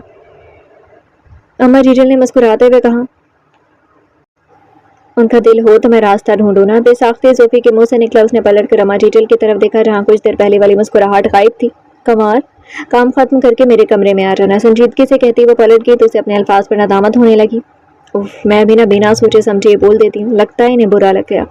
خود سے باتیں کرتے اس نے بقیہ کام نپٹایا، چائنیز چاول کو دم پر رکھ کر باقی تیاری پر نظر دوڑائی۔ خود شبوں کو کچھ ضروری ہدایات دے کر وہ اما جیجل کے کمرے کی جانب بڑھ گئی۔ دروازہ نوک کر کے جب وہ اندر آئی تو وہ بیڈ پر بیٹھی ریلی بنا رہی تھی۔ اتنے دنوں میں اس نے بھی اما جیجل کو کبھی فارغ نہیں دیکھا تھا، وہ بھی بیٹھے بیٹھے کسی نہ کسی کام میں لگی رہتی تھی۔ واہ اماں، یہ تو بہت پیاری ہے، ریلی کی ڈیزائن پر ہاتھ پھیرتے ہوئے وہ بیڈ کے قریب رکھی کرسی پر بیٹھتے ہوئے بولی۔ کنوار یہاں آ جاؤ، ریلی کو سمیٹ کر رکھتے ہوئے اما جیجل نے بیڈ پر بیٹھنے کو جگہ بنائی۔ اماں، کنوار دلہن جب چھوکری لڑکی پیدا ہوتی ہے نا، تب سے اس کے ماں پیو اس کے لیے خواب دیکھنے شروع کر دیتے ہیں۔ ہر ماں پیو کی خواہش ہوتی ہے کہ چھوکری کو ایسا گھرانہ ملے جو ان سے بڑھ کر اسے پیار، عزت، اس کا خیال رکھے۔ مگر ایک چیز ہوتی ہے قسمت، سب کی قسمت ایک جیسے نہیں ہوتی، مگر ہوتا وہی ہے جو قسمت میں لکھا ہوتا ہے۔ اس کے بیٹھتے ہی اما جیجل نے اپنی بات کا آغاز کیا تھا، مگر اسے سمجھ نہیں آ رہا تھا کہ آخر اما جیجل آج ہی کیسے گھما پھرا کر باتیں کریں گے۔ اس نے الجھن زدہ نظروں سے اما جیجل کی جانب دیکھا جہاں ہنوز سنجید کی تاری تھی۔ کنوار عظام پتر، پہلے ایسا نہ تھا جیسا اب ہے، حالات اور واقعات نے اسے ایسا بنا دیا۔ میرا بھی خوشحال خاندان تھا، حویلی میں خوشی کے سر بجتے تھے۔ میں نے اور شاہ عظام کے دادا نے خادم علی بخش کے لیے گاؤں ہی کی زرینہ کو چنا تھا، مگر شادی کے 2 سالوں تک بھی ان دونوں کی آپس میں نہ بنی۔ حالانکہ 1 سال کا نیاز شاہ بھی ان کے گود میں آ چکا تھا، پر ان کے جھگڑے اتنے بڑھے کہ بات طلاق تک آ پہنچی۔ تب سے نیاز شاہ کو ہم سب نے بہت لاڈ سے پالا۔ حویلی کا بڑا پتر تھا، اس لیے سب کا لاڈلا بھی تھا۔ ایک بھول کے بعد دوسری بھول کا ہمیں حوصلہ نہیں تھا، اس لیے حسین علی کی شادی اس کی پسند سے ایک ماسٹریانی سے کروائی۔ شکل و صورت کی بات اچھی تھی، پر اسے ہم سب سے زیادہ جائیداد میں دلچسپی تھی۔ تبھی ایک رات وہ ہمارے مان، ہماری عزت اور پگڑی کو اچھال کر بہت سی رقم لے کر فرار ہو گئی، یہاں تک کہ اسے اس کے 2 معصوم بچے بھی یاد نہ رہے۔ عظام شاہ تب 10 سال کا تھا اور دانیہ 7 سال کی تھی۔ اس صبح ہماری حویلی میں قیامت اٹھی تھی، پورے گاؤں میں ہماری عزت کی نیلامی ہو چکی تھی۔ 10 سالہ عظام اتنا بچہ نہ تھا، اسے سب سمجھ تھی، تب سے وہ عورت کے معاملے میں محتاط ہو گیا۔ پر جو طوفان حویلی میں اٹھا تھا اور حویلی کی عزت پر داغ لگ گیا تھا، اس کا اثر تو ہونا تھا۔ ٹھیک 10 دن بعد میرا پتر مجھے چھوڑ کر چلا گیا۔ عظام اور دانیہ دونوں بچے بن ماں باپ کے ہو گئے تھے۔ میری ہمت بھی ٹوٹ گئی تھی، پر مجھے اور اس کے دادا کو اپنے بچوں کو سنبھالنا تھا۔ عظام شاہ کا غصہ بڑھتا جا رہا تھا، تبھی ہم دونوں دادا دادی نے اسے ہاسٹل میں چھوڑنے کا فیصلہ کیا، اور یوں ہم عظام کو ہاسٹل میں چھوڑ آئے۔ مگر واپسی میں میری قسمت نے مجھے تنہا کر دیا۔ حادثے میں عظام کے دادا ہمیں چھوڑ گئے اور میرا رشتہ دھڑ بیکار ہو گیا۔ زخم بہت کھائے اور یوں ہی وقت بڑھتا رہا۔ خادم بخش نے ہی پھر ہم سب کو سنبھالا۔ نیاز شاہ بھی اپنے پیو کے ساتھ بنیوں کو سنبھال لیا۔ نیاز شاہ 25 سال کا جوان جہان مرد بن چکا تھا، عظام بھی 20 سال کا ہو گیا تھا اور حیدرآباد کی یونیورسٹی میں ہی پڑھ رہا تھا۔ ہماری زندگی میں ٹھہراؤ آ چکا تھا، مگر پچھلے سال جب عظام اپنی پڑھائی مکمل کر کے لوٹا تو ایک بار پھر ہمارے بندھن ٹوٹ گئے۔ بنی کے جھگڑے میں تمہارے اسفر چاچا کے ہاتھ سے غلطی سے نیاز شاہ کو گھاؤ زخم لگ گیا تھا، جس نے ہم سب سے ہمارا لاڈلا پتر چھین لیا۔ اما جیجل سانس لینے کو رکی اور ساتھ ہی اپنے دوپٹے کے پلو سے بہنے والے آنسوؤں کو پونچھا۔ گوٹ کے انصاف اور پنچایت کا فیصلہ یہ تھا کہ یا تو تمہارا چاچا اپنی ساری بنی دے یا پھر اپنی بیٹی کا ہاتھ عظام کو۔ بنی تمہاری چاچا کی کل کمائی تھی، اس لیے اس نے بیٹی دینے کا فیصلہ دیا، مگر عظام شادی کے لیے راضی نہ تھا۔ پھر میں نے اور اس کے تایا نے اسے سمجھا بجھا کے راضی کیا۔ جوان اور اکلوتے بیٹے کی موت نے خادم کی کمر ہی توڑ دی تھی۔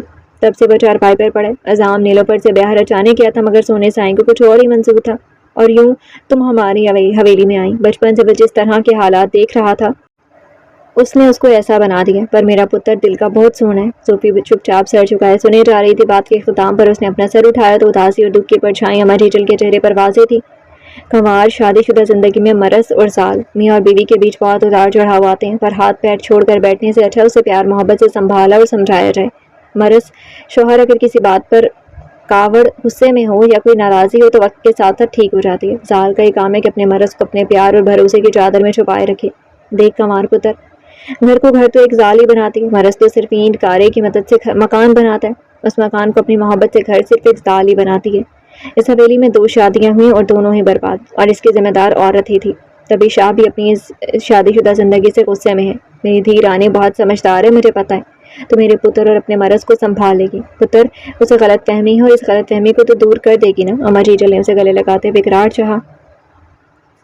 اماں، آپ فکر نہ کریں، اب میں انہیں بتاؤں گی کہ ہر عورت ایک جیسی نہیں ہوتی۔ بے اختیار اس کے منہ سے نکلا، جس پر اما جیجل نے اس کی پیشانی پر بوسہ لیا۔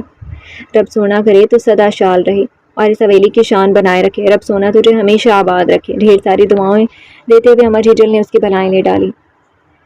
دوپہر تک دانیہ کی شاہ کے ساتھ واپسی ہو چکی تھی۔ ارے واہ، آج تو بڑی زبردست خوشبو آ رہی ہے۔ دانیہ کی بات پر ڈائننگ ٹیبل پر موجود صوفی اور اما جیجل کے چہرے پر مسکراہٹ دوڑ گئی۔ کنوار، تیرے تایا کو بھیج دیا کھانا؟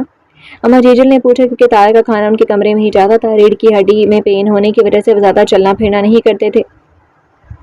जी अम्मा, मुख्तसर जवाब देकर वो भी अम्मा जीजल के बराबर में रखी चेयर पर बैठ गई। चाइनीज़ चावल, चिकन टिक्का, शामी कबाब, अचार, गोश्त, रशियन सैलेड और चपाती से सजा टेबल देखकर उजाम शाह के मुंह में भी पानी आ गया था। अरे वाह, शब्बो ने ये खाने भी बनाने सीख लिए हैं। अच्छा है, चलो अब तो रोज़ दावतें होंगी। खाने से भरपूर इंसाफ करते हुए उजाम ने कहा। मुद्दत बाद वो ये सब खा रहा था। हॉस्टल में उसने खूब ऐश किए थे और डट कर खाया था। ऐसे पकवान पर यहाँ सिर्फ देसी खाने ही बनते थे। ये सब शब्बो ने नहीं, मेरी कमार ने बनाया। अम्मा जीजल के लहजे में मान था। अरे वाह भरजाई, आपने तो कमाल कर दिया। सच आपके आने से बहुत रौनक हो गई है। अब तक हवेली में रौनक आई थी, अब तो किचन में भी आ गई। तानिया ने हंसते हुए शामी कबाब की तरफ हाथ बढ़ाया। उजाम शाह ने कनखियों से उसकी तरफ देखा जो उसी की तरफ मतवजह थी। उजाम ने फौरन अपनी निगाहें बदली। दिल में वो भी दानिया की बात से मुत्तफिक था। तब्दीली उसे भी महसूस हुई थी। न सिर्फ हवेली में रौनक तर आई थी, बल्कि अब हवेली का हर कोना, हर गोशा, चाहे उसका रूम हो या किचन, हर जगह की तरतीब बदल चुकी थी। हर चीज़ लश्कारे मारने लगी थी। यूँ तो बहुत नौकर चाकर थे, सफाई सुथराई भी रोजाना होती थी, मगर अब तो हर अंदाज ही नया था। हर पुरानी चीज़ पर भी नए होने का गुमान होता था। रात जब वो अपने तमाम कामों से फारिग होकर रूम में आई तो उजाम शाह बेड पर नीम दराज सिगरेट की कश पे कश ले रहा था। उसे रूम में दाखिल होते ही छींकों पर छींकों की बरसात शुरू हो गई थी। तभी वो गैलरी में चली आई और केन से बनी बास्केट चेयर पर बैठ गई। ऐसा पहली बार नहीं हुआ था। शादी के अवाल दिनों में भी उसे यूं ही छींकों का दौरा पड़ा था। वो भी सिगरेट हाथों में दबाए गैलरी में चला आया। जब से गैलरी को जोफी ने एक सरसब्ज लॉन की शक्ल दी थी, तब से उजाम को भी अपने रूम का ये हिस्सा बहुत पसंद आया था। उसका भी ज़्यादातर वक्त गैलरी में ही गुजरता था। तुम ठीक तो हो? लगता है सर्दी लग गई है, मौसम भी ठंडा होने लगा। वो मुझे ये उजाम के जवाब में कुछ कहते से पहले फिर छींक आ गई। उसका सुतवा नाक लाल हो चुका था। रुको, मैं जो शानदा बनवाता हूँ। वो रूम में मुड़ने लगा। नहीं सुने, अच्छू। उसने जल्दी से उजाम का हाथ पकड़ा और अगले ही पल उसकी उंगलियों में दबोची हुई सिगरेट निकालकर गैलरी से बाहर फेंक दी। Are you mad? ये क्या किया तुमने? वो गुस्से से बेकाबू होते हुए बोला। वो मुझे सिगरेट से एलर्जी। अच्छू। वह हैरत से उसे देखने लगा। तभी वो आगे बढ़ा और उसका हाथ हमें बेड पर ले आया था और साथ ही पानी का ग्लास उसकी सिन बढ़ाया। खुदा की बंदी, तो मुझे पहले ही नहीं बता सकती थी। छींकों से दोहरी होती जोबी को देखते हुए उसने कहा। आपने कभी मुझे मौका ही नहीं दिया कुछ भी कहने का। गिलास को लबों से लगाते मासूम से अंदाज में जवाब शिकवा हाजिर था। बेख्तियार उजाम के चेहरे पर मुस्कुराहट दर आई। उसने उठकर रूम फ्रेशनर का बेतरीके स्प्रे किया ताकि स्मोकिंग की नाखुशगवार बू ज़ायल हो जाए। मेरे लिए इतना करने का शुक्रिया। थैंक्स। उसको हालत कतरे संभली तो उसने उजाम शाह को शुक्रिया कहा। तो मेरी बीवी हो इसलिए नहीं किया, बल्कि मैं किसी को तकलीफ में भी नहीं देख सकता। उसने फौरन ही जोफी की खाम ख्याली पर पानी फेरते हुए कहा। नफरत की मरहम के सिवा और कुछ नहीं है इनके पास। जोफी ने दिल में सोचा। आपकी साथ जो दूसरों के लिए तकलीफ का बायस बन रही है उसका क्या? आखिर तुम्हारा मसला क्या है? जोफी के सवाल पर उसने सिर छोते हुए पूछा। मेरा मसला आप हो। सामने से जवाब हाजिर था। अपनी भोली सूरत और अच्छी सीरत का जादू तो अम्मा जीजल और दानिया पर ही चला सकती है, मुझे पर इनका असर नहीं होना। मैं अच्छे से जानता हूँ कि जल्द या बदेर तुमने ये घर छोड़कर जाना ही है। उजाम ने गसीले तीवर से उसकी जानिब देखते हुए कहा। कोई भी मर्द औरत को समझ ही नहीं सकता। आप क्यों भूल जाते हैं दुनिया में कोई भी चीज़ एक जैसी नहीं, ना इसकी बनावट ना खसलत, हर कोई एक दूसरे से मुख्तलिफ है। तो फिर आप कैसे किताब को पढ़कर हर किताब का मवाजना उस पढ़ी हुई किताब से कर सकते हैं? प्लीज़ बस कर दीजिए। मैं तंग आ चुकी हूँ आपके फजूल रवैये से, आपके बेवजह गुस्से से, आपके जारहाना तेवर से। शादी करके महान बन गए, अब तमाशाई बने। मुझे पल पल अजियत क्यों देते हैं आप? क्या कसूर है मेरा? क्यों बिना किसी जुर्म के मुझे सजा देते हैं? वो उजाम के शर्ट का कॉलर पकड़े फूट फूट कर रो दी। तुम तंग आ चुकी हो ना? डोंट वरी, मैं तुम्हें बहुत जल्द आज़ाद कर दूंगा। इससे पहले कि तुम फरार हो मैं खुद तुम्हें फरार कर दूंगा। बस थोड़ा इंतजार हो। सफाकी से कहता वो रूम से निकल गया। वक्त नहायत से रफ्तारी से गुजर रहा था। उसे लगता था जैसे किसी ने वक्त की तनाबें खींच रखी। उसकी अस्तवारी ज़िंदगी को 2 माह का अरसा होने को आया था। अम्मा जीजल बहुत बार उजाम से जोफी को कराची ले जाने और घुमाने फिराने का कह कर थक चुकी थी, मगर उसकी ना हाँ में ना बदली थी। दिन तो घर के कामों में मसरूफ या फिर अम्मा जीजल से सबक आमोज़ बातें सीखने और दानिया के साथ गपशप लगाने में गुजर जाता, मगर रात तो लगता उसके कमरे में आकर ठहर सी गई हूँ।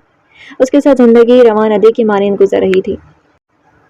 असल में जहाँ तवक्कुआत ही ना हो तो ज़िंदगी यूं ही बेमकसद गुजरती है। शादी के इन 2 माह बाद भी उनके बीच रिवायती मियाँ बीवी वाला रिश्ता ना था। हाँ, अलबत्ता वो अपना हक ज़रूर वसूल करता था।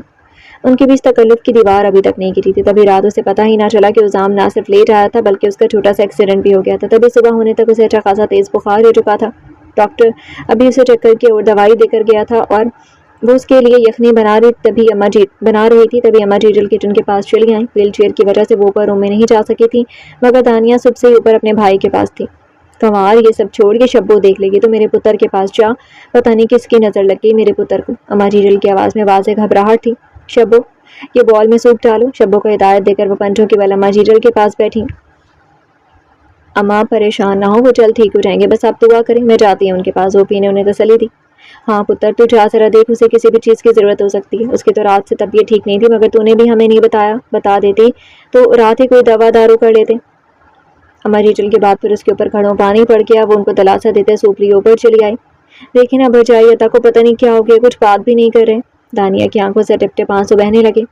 تم پریشان مت ہو، ڈاکٹر نے کہا ہے نا شام تک ٹھیک ہو جائیں گے، یہ بخار اور دوائی وغیرہ بھی تو دی ہے نا، تم فکر مند نہ ہو، جاؤ تم بھی کچھ کھا لو، میں ہوں نا ان کے پاس۔ دانیہ کو دلاسا دیتے ہوئے اسے ہدایت بھی دی۔ دانیہ کے جانے کے بعد وہ بیڈ کی طرف آئی جہاں عظام شاہ پر نیم بے ہوشی تاری تھی۔ سر اور ہاتھوں پر لگی چوٹوں پر ڈاکٹر نے ڈریسنگ کر دی تھی۔ اس کا دل عظام کی صحت یابی کی دعائیں مانگنے لگا۔ سرخ و سفید رنگت، پیشانی پر بکھرے بال، گہرے ابرو، اوپر کوٹھی ہوئی پلکیں، گھنی مونچھوں تلے دبے انابی ہونٹ جو اس وقت زرد تھے۔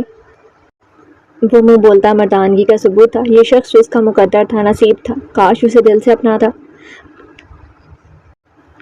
وہ بے خود سی ہوتی بیڈ پر اس کے بالکل پاس بیٹھ گئی، اس بے سود سے لیٹے شخص پر جو کہ اس کا مجاز خدا بھی تھا۔ ٹوٹ کر پیار آیا تھا، وہ اس کے اتنے قریب ہوتے ہوئے بھی فاصلے پر تھا۔ اس نے اپنے لب اس کی جلتی پیشانی پر رکھ دیے۔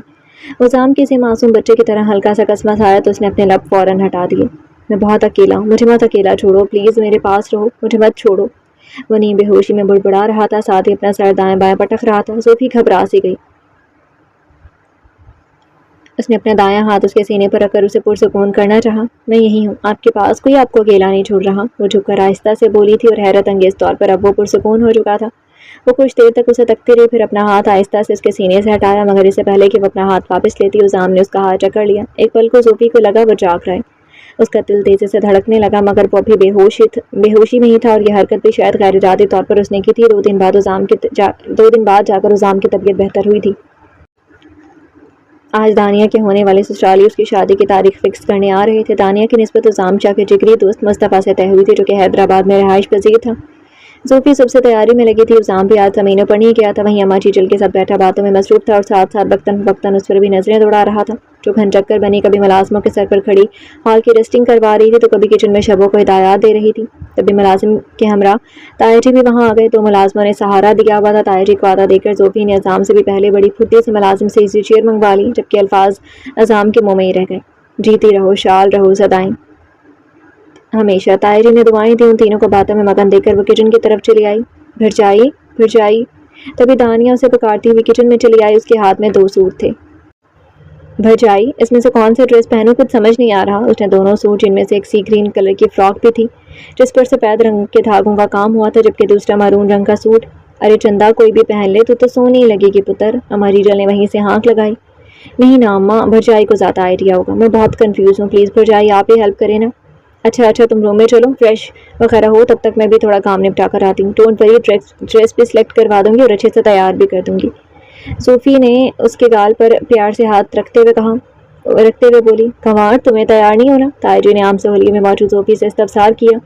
کنوار پتر جا اب تو بھی تیار ہو جائے، دوپہر ہونے کو آئی ہے، شام تک وہ لوگ بھی آ جائیں گے، گھر کی اکلوتی نوں ہے، تجھے بھی تیار ہونا چاہیے، اس لیے جا پتر، اچھے سے سنگھار کرنا۔ اماں جیجل نے بھی اسے ہدایت دی اور اچھے پر زور دیتے ہوئے تیار ہونے کا حکم دی۔ زوفی نے نظر سامنے دوڑائی، وہ بھی اسے دیکھ رہا تھا، نظروں سے نظروں کا تصادم ہوا تھا۔ جی اماں، جیسا آپ کا حکم، بس ذرا سا کام باقی ہے، وہ ختم کر لوں، پھر دانی کو تیار کر کے خود بھی تیار ہو جاؤں گی۔ کچھ دیر بعد وہ اپنے سارے کام نپٹا کر دانی کے کمرے میں چلی آئی، اور پھر سی گرین فراک اس کے لیے سلیکٹ کرتے ہوئے اسے ہلکا پھلکا تیار کرنے میں مصروف ہو گئی۔ لو جی، ہو گئی میری کلوتی نند رانی تیار۔ اچھا اب تم آرسی آئینے کے سامنے بیٹھ کر اپنی سچ دیکھو، جب تک میں منٹوں میں تیار ہو کر آئی۔ 2 گھنٹے لگا کر وہ اب فارغ ہوئی تھی۔ دانی اب مکمل تیار تھی، مگر بہت زیادہ نروس تھی۔ اوفو، نروس مت ہو، میں یوں گئی اور یوں آئی، بس ڈریس ہی چینج کرنے، فریش ہو کر ڈریس بدل کر ابھی آئی، وہ کہتی ہوئی جانے کے لیے مڑی، تبھی دانیہ نے آگے بڑھ کر اس کا ہاتھ تھام لیا۔ بھرجائی، میں نے اب تک آپ کو پوری سچ کے ساتھ تیار نہیں دیکھا، آج اتنا خاص دینا، پلیز آج پورے دل سے تیار ہو جائیں۔ دانی کے التجا پر وہ مسکرا دی۔ ارے لے پگلی، میں تیار ہوتی تو ہوں۔ نہیں بھرجائی، وہ سادگی والی تیاری نہیں، آج اتنا خوشی کا موقع ہے، آج کافی لوگ بھی ہوں گے، پھر اماں نے بھی آپ سے کہا تھا، تو پلیز نا آج میری بات مان لیں بھرجائی۔ دانی نے زوفی کے دونوں ہاتھوں کو پکڑتے ہوئے التجا کی۔ اچھا جناب، مان لیتے ہیں آپ کی بات، ویسے بھی آپ تو مہمان ہیں۔ اب زوفی نے اسے چھیڑا تو وہ شرما گئی، جبکہ زوفی ہنستے ہوئے دانی کے روم سے نکلی، مگر باہر ہی اس کا ٹکراؤ عظام شاہ سے ہو گیا۔ بہت خوش ہیں آپ، اور اس خوشی میں شاید نظر آنا بھی بند ہو گیا، ویسے خوشی کا دن میری بہن اور ہم سب کے لیے، مگر خوش آپ ہیں۔ ہاں، کیونکہ آپ کی بہن میری نند ہے۔ عزام کے طنز کا جواب دے کر وہ رکے بنا اپنے روم میں آ گئی۔ کچھ دیر میں ہی وہ بھی اس کے پیچھے روم میں چلا آیا۔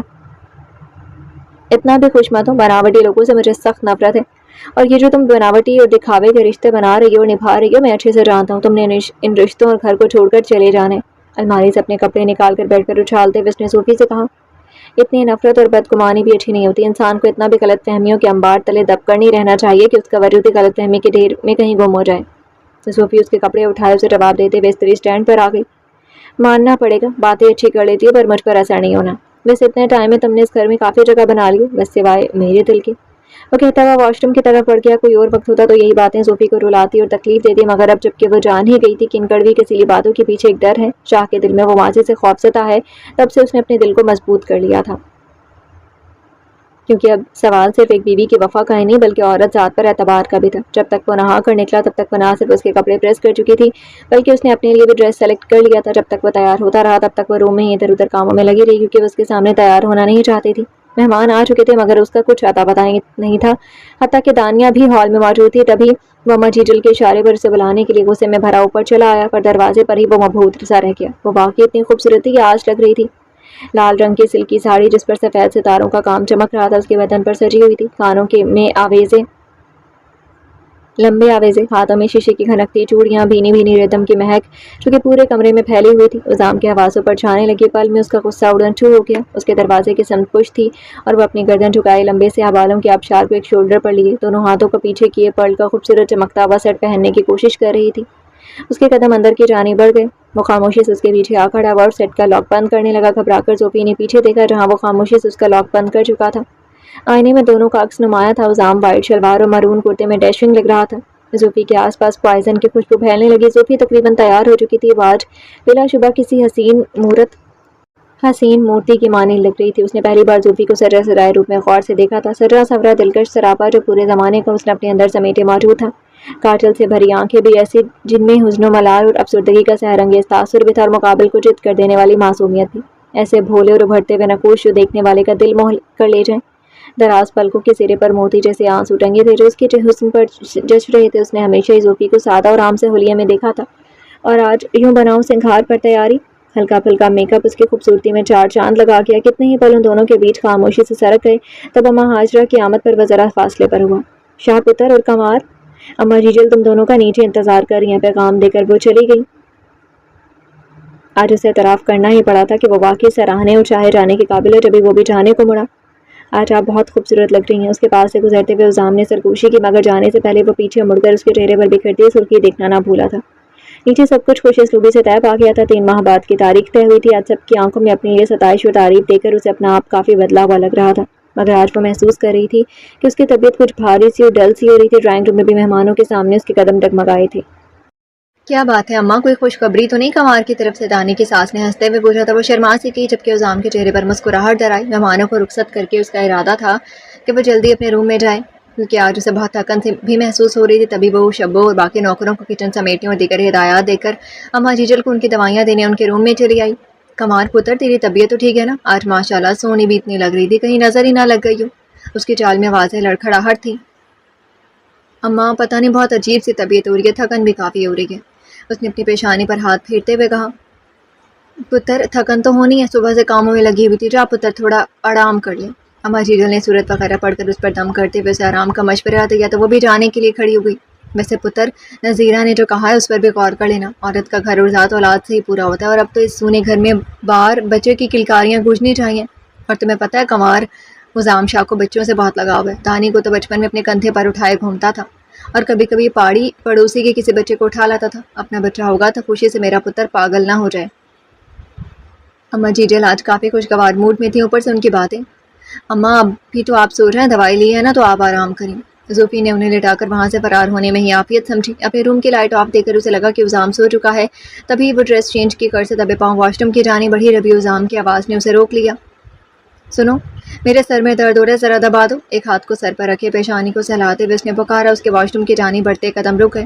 خاموشی سے پلٹی اور بیڈ پر اس کے قریب بیٹھتے ہوئے اپنا ہاتھ اس کی پیشانی پر رکھ دیا، مگر یکلخت عزام نے اس کا ہاتھ تھام کر زور سے جھٹکا دیا۔ اگلے ہی پل اس کی ساڑی کا پلو ڈھلک سا گیا اور وہ عزام کے سینے پر گر سی گئی۔ یہ کیا حرکت ہے؟ صوفی کے لہجے میں خفگی در آئی۔ اور آپ جو سارے ہتھیاریوں سے لیس ہمارے صبر کا امتحان لے رہی تھی، وہ کیا حرکت ہے پھر؟ حزام نے اس کے چہرے پر آئے بالوں کو پیچھے کرتے ہوئے گمبھیر لہجے میں اس کے تیاریوں پر چوٹ کی۔ مجھے ڈریس چینج کرنا ہے۔ وہ اٹھنے کی کوشش کرنے لگی تھی مگر حزام کی باہوں کا حلقہ تنگ سے تنگ ہوتا چلا گیا تھا۔ تمہارے اسی حسن نے تو مجھے دیوانہ کیا، اور تم ڈریس چینج کی بات کرتی ہو۔ آج تم اتنی پیاری لگ رہی تھی کہ دل چاہ رہا تھا تمہیں ہمیشہ کے لیے اپنے پاس، اپنے دل میں، اپنی آنکھوں میں رکھ لوں۔ نہ جانے کیوں آج جذبات مچل رہے ہیں کہ تم ہمیشہ یوں ہی میری باہوں کے گھیرے میں مقید رہو۔ مدہوش سی آواز اسے اپنے بہت قریب محسوس ہوئی۔ آج صوفی کو اس کی قربت بری نہیں لگ رہی تھی۔ اگلے ہی پل حزام کا ہاتھ اس کی زلفوں سے پھسلتا ہوا اس کی گردن پر آ رکا۔ اس نے اپنی آنکھیں بند کر لی تھی۔ اس کی سانسیں بہت تیزی سے چل رہی تھیں۔ اپنی گردن پر اس کے گرم ہونٹوں کا لمس اسے بے قابو سا کر گیا تھا۔ پتپتی ہوئی سانسوں کی گرماہٹ اسے پگھلانے لگی تھی۔ آج سب کچھ مختلف تھا۔ فضا میں بھی محبت کا نشہ چھلک رہا تھا، کیونکہ محبت کی مہربان دیوی نے زوفی کو اپنی آغوش میں بھر لیا تھا۔ اس کے پاپا کی طبیعت اچانک بگڑی تھی۔ دل تو اس کا بھی بہت اداس تھا۔ وہ 2.5 ماہ میں ایک بار بھی کراچی نہیں گئی تھی۔ تبھی اس نے ضد باندھ لی، پاپا میں تو اس کی جان تھی۔ زوفی کی اتری صورت دیکھ کر اماں جیجل نے فوراً سے پیشتر اسے کراچی بھیجنے کا فیصلہ کیا تھا۔ حزام شاہی اسے چھوڑ کر گیا تھا۔ پاپا کی طبیعت دوسرے ہی دن کافی بہتر ہو چکی تھی، بس بی پی ہائی ہو گیا تھا، مگر اب کنٹرول میں تھا۔ پاپا کی طبیعت سنبھلتے دیکھ کر اور پھر اتنے ٹائم بعد اپنے گھر میں آ کر وہ بہت خوش تھی۔ ممی کے لاکھ پوچھنے پر بھی اپنے اور شاہ کے تعلقات وہ انہیں نہ بتا پائی، کیونکہ اسے اب یقین ہو چکا تھا کہ بہت جلد وہ اپنی محبت سے اس کا دل جیت لے گی۔ گزرے دنوں میں اسے اندازہ ہو گیا تھا کہ ہر مرد کی طرح 16 سنگھار حزام کی کمزوری ہے۔ سو مسٹر حزام شاہ، اب یہی ہتھیار میری طاقت بنے گا اور آپ کی کمزوری، خود سے عہد کرتے ہوئے زوفی نے سوچا، جبکہ دوسری جانب حزام کی بھی حالت کچھ مختلف نہ تھی۔ اس کی بڑھتی بے چینی، بے قراری اماں جیجل اور دانیہ سے چھپی نہ تھی۔ آتے جاتے دانیوں سے زوفی کا نام لے کر چھیڑتی تو اس کے چہرے پر مسکراہٹ آ جاتی۔ زوفی کو کہیں ابھی صرف 3 دن ہی ہوئے تھے اور اس کے بغیر کے گھر کاٹ کھانے کو دوڑ رہا تھا۔ اسے اعتراف کرنا ہی پڑا کہ زوفی نے واقعی اس مکان کو گھر بنایا تھا۔ گھر آتے اس کے احساسات عجیب سے ہو جاتے۔ بیڈ روم کی تنہائی میں ہلکی ہلکی سی آہٹیں اور سوئنگل کی مدھر سی آواز اسے بے چین کرنے لگتی۔ اس کے قدموں کی چاپ، چوڑیوں کی کھنک، کپڑوں کی سرسراہٹیں اس کے سامنے خود کو جان بوجھ کر مصروف ظاہر کرنے کیا تھا۔ بہت کچھ اسے یاد آنے لگا تھا۔ وہ زمینوں سے واپس آیا تو بہت تھکن محسوس کر رہا تھا، اس لیے اپنے روم میں جانے کی بجائے وہ نیچے ہی اماں جیجل کے کمرے میں چلا آیا، جہاں دانی اور اماں جیجل بیٹھی باتوں میں مگن تھی۔ وہ بھی سلام کر کے وہیں ان کے پاس بیٹھ گیا۔ آ گیا پتر، آج کل تو بڑا گمسم رہنے لگا ہے، کیا بات ہے؟ اماں جیجل نے حزام کے سر پر ہاتھ پھیرتے ہوئے کہا۔ اوہ اماں، بھرجائی کے جانے سے زیادہ یوں گمسم تو ہو ہی جائیں گے نا، دانی نے شرارت سے کہا۔ چھوٹی، حزام نے اس کے سر پر چپت رسید کی۔ اچھا جلد جا، ادا کے لیے گرم گرم چائے اور کچھ کھانے کو بھی لے آ۔ کیا اماں، اتنے نوکر اور آپ مجھے کہہ رہی ہیں؟ وہ سورتے ہوئے بولی۔ اگلے گھر بھی تو جانا ہے، کچھ سیکھ لے، اپنی بھرجائی کو ہی دیکھ، 2.5 مہینے ہوئے پر ہر ذمہ داری سنبھال لی ہے۔ اماں جیجل کے لہجے میں اس کے لیے پیار ہی پیار تھا۔ ادا آپ ہی کچھ بول لیں، مسلسل بولتی اماں کو کنٹرول کرنا بس حزام شاہ کے ہی بس میں تھا۔ تبھی دانی نے حزام کو مدد کے لیے پکارا۔ اب میں کیا کہوں؟ اماں ٹھیک ہی تو کہہ رہی ہیں۔ ہائے ادا، اب بھی نہ بس اماں ہی کی تو سائڈ لیں گے، آخر بھرجائی کی تعریفیں جو ہو رہی ہیں۔ اس نے حزام کو چڑھایا۔ اگلے پل اس سے پہلے کہ وہ ایک بار پھر چپت لگاتا، وہ روم سے باہر بھاگ نکلی تھی۔ پتر ایک گل ٹس تو خوش تو ہے نا؟ وہ جو آنکھیں بند کی ان کی گود میں لیٹا تھا، آنکھیں واں کیے انہیں حیرانی سے دیکھنے لگا۔ میرا مطلب ہے پتر، سب خوشل منگل ہے نا تم میاں اور بیوی کے بیچ؟ جس طرح تم دونوں کی شادی ہوئی ہے، ایسے میں ایک دوسرے کو سمجھنے میں وقت تو لگتا ہے، مگر بیوی اور میاں گاڑی کے 2 پہیے ہیں، کسی ایک پر بھی ہم وزن نہیں ڈال سکتے۔ اسی طرح تم دونوں میں بھی غلطی کسی کی نہیں، بس حالات ہی ایسے ہیں کہ تم لوگ چاہ کر بھی ایک دوسرے پر بھروسہ نہیں کر پا رہے۔ مگر دیکھ پتر، غلط فہمی کی دراڑ جب دل میں پڑنے لگے تو فوراً سے پہلے اپنی آنکھوں سے بے وقوفی کا پردہ ہٹا کر عقل مندی کی اینک لگا کر اس دراڑ کو اعتماد اور بھروسے سے بھر دینا چاہیے، ورنہ دوسری صورت میں وہ دراڑ رشتوں کی دیوار توڑنے میں منٹ لگاتی ہے۔ وہ اماں جیجل کی باتیں بہت دھیان سے سن رہا تھا۔ واقعی آج کل اس کے ساتھ ایسا ہی کچھ ہو رہا تھا۔ اماں میں کیا کروں، دل چاہ کر بھی یہ اعتراف اور فیصلہ ماننے کو تیار نہیں ہوتا کہ وہ میری وفادار رہے گی، ہماری عزت کی لاج رکھے گی۔ جب ایک عورت خود طلاق مانگ سکتی ہے، جب ایک عورت 12 سال بعد بھی اپنا بسا بسایا گھر چھوڑ کر جا سکتی ہے، تو پھر یہ تو آج کل کی لڑکی ہے۔ میں اسے کھونے سے ڈرتا بھی ہوں، مگر روکنے کا پابند بھی نہیں۔ وہ اٹھ کر بیٹھ گئی اور اماں جیجل کے دونوں ہاتھوں کو تھامے اپنا حال دل انہیں بیان کیا۔ پتر میں جانتی ہوں کہ تو اسے چاہنے لگے، چاہے تو اعتراف کر یا نہ کر، پر مجھے خبر ہے وہ بھی تجھے پسند کرتی ہے پتر۔ اس کی آنکھیں، اس کا خاندان، شرم و عزت سب اس بات کی گواہ ہے کہ وہ چھوڑ کر جانے والوں میں سے نہیں ہے۔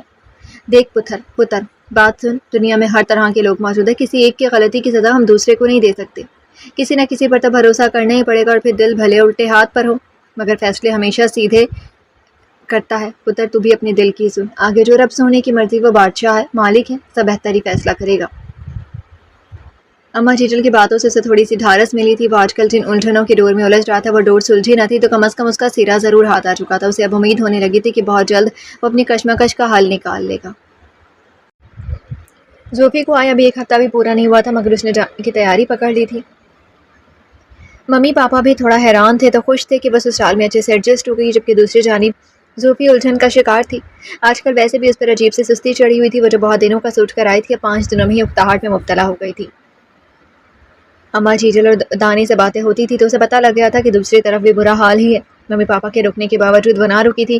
اماں جیجل سے کہہ کر ڈرائیور کو بلوا لیا تھا کیونکہ حویلی کی عورتوں کو اکیلے سفر کی اجازت نہ تھی. ساتھ ہی اس نے اماں جیجل کو منع کیا تھا کہ اس کی واپسی کا گھر میں کسی کو بھی پتہ نہ چلے.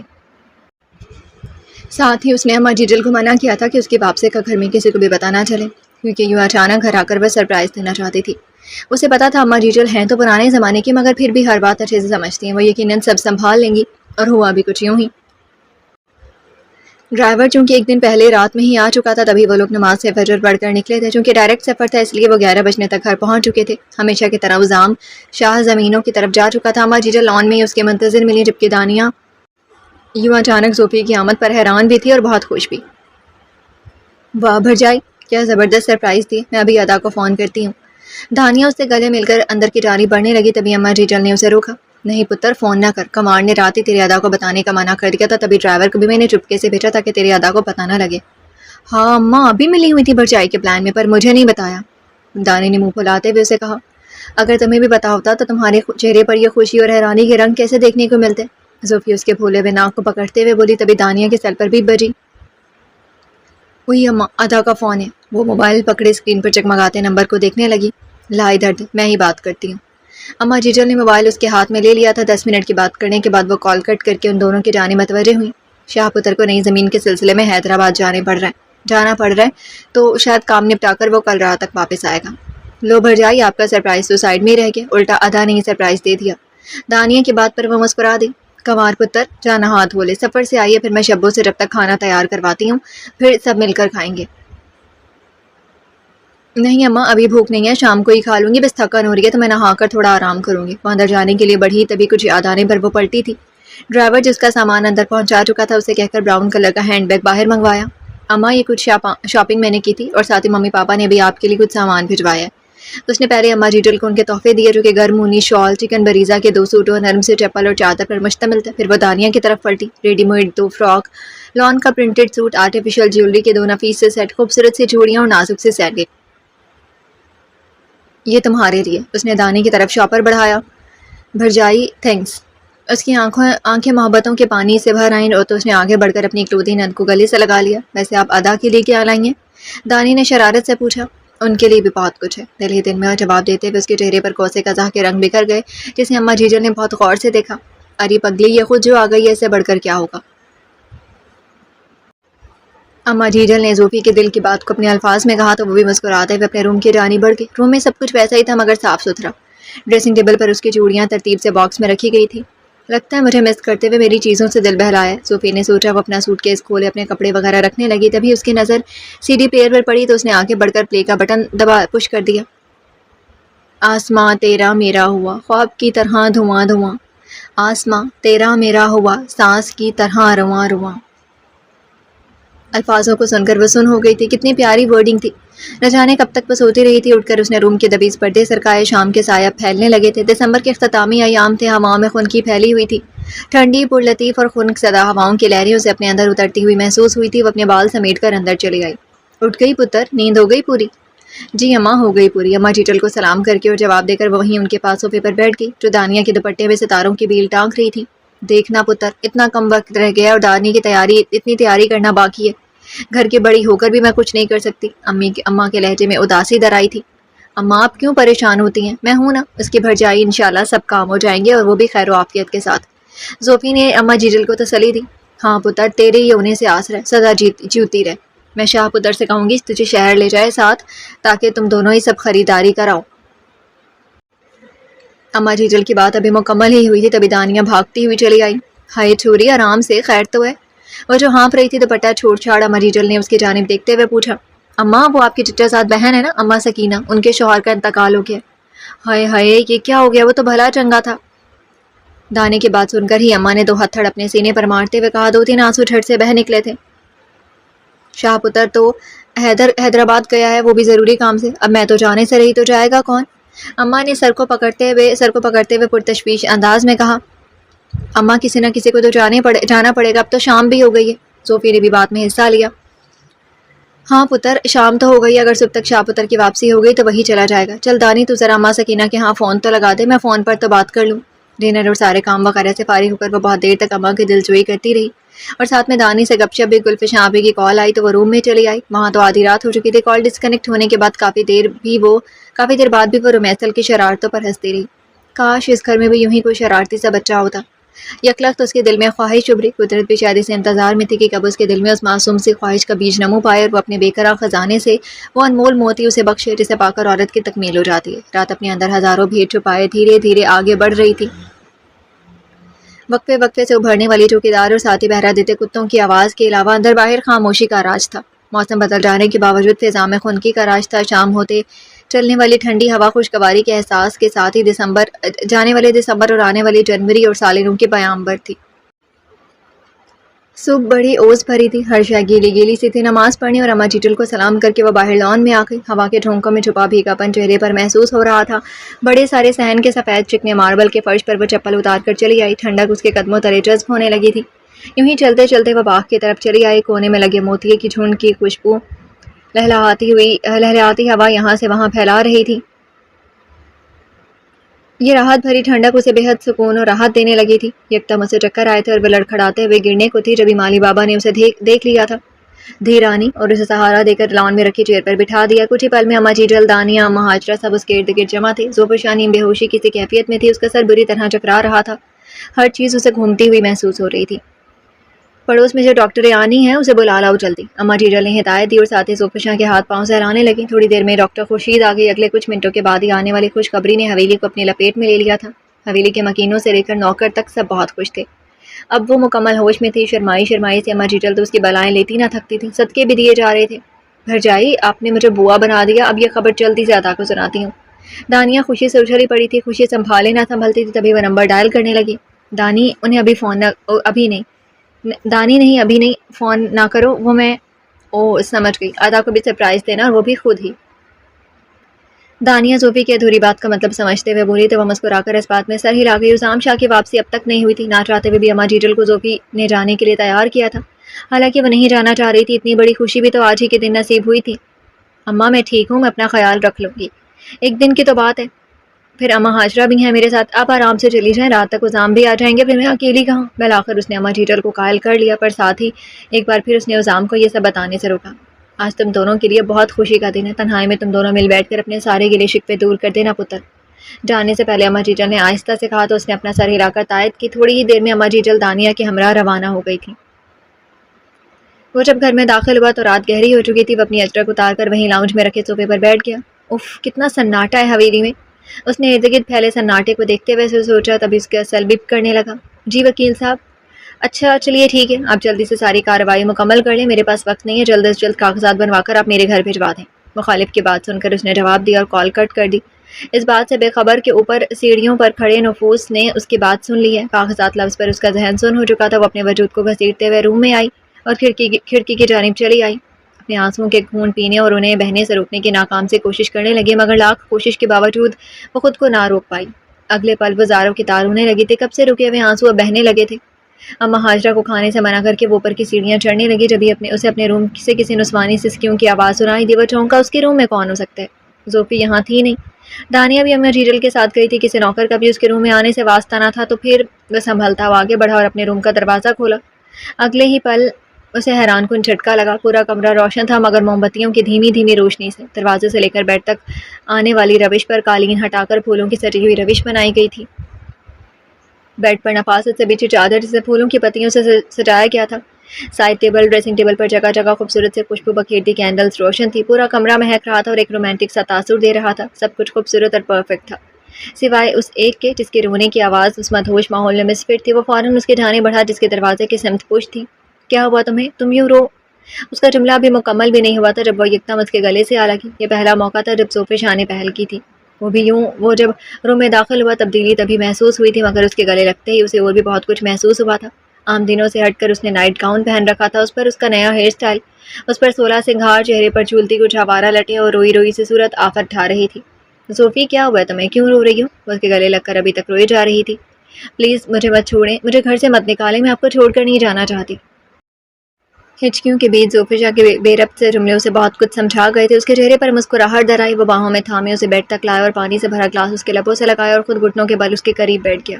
اب بتاؤ کیا بات ہے؟ پانی پی کر وہ قدرے سنبھل چکی تھی. روئی روئی سے سرخ پڑتی آنکھوں میں بہت کچھ تھا، الجھن، شکایت، پریشانی، اداسی، ڈر، مایوسی. آپ مجھے کیوں چھوڑنا چاہتے ہیں؟ میں آپ سے عزام نے اس کے ہونٹ پر اپنی انگلی رکھ دی. میں تمہیں چھوڑنا نہیں چاہتا، بلکہ میں تو خود بھی تمہارے بغیر رہنا نہیں چاہتا. بس اعتراف تھوڑی دیر سے کر رہا ہوں کہ جانا آئی لو یو. دونوں ہاتھوں میں زوفی کا ہاتھ تھامے اس نے جھکے سر سے اعتراف کیا. تو پھر وہ کاغذات؟ زوفیشا نے حیرت سے اس کی جانب دیکھا. وہ کاغذات تو میری نئی زمین کے تھے جو حال ہی میں نے خرید لیا، لیکن مجھے کیا پتا کہ ہماری بیگم یہیں کہیں آس پاس موجود اگر سن رہی ہیں اور کوئی اور مطلب اخذ کر لیں گی. عزام کے چہرے پر مسکراہٹ رقصاں تھی. عام دنوں کی نسبت آج پہلی بار اس نے اتنے فرینڈلی لہجے میں بات کی تھی. آج تم نہیں میں بولوں گا اور تم سنو گی. یہ تم بھی جانتی ہو ہماری شادی تقدیر کا انوکھا ملن تھا جس کے لیے ہم دونوں ہی تیار نہیں تھے. میں نے تو خیر کسی دیہاتی ہی لڑکی سے شادی کرنی تھی. میں چاہتا تو اپنی پسند سے حیدرآباد میں ہی کسی لڑکی سے شادی کر لیتا، مگر میں اپنے وعدے کا پکا ہوں.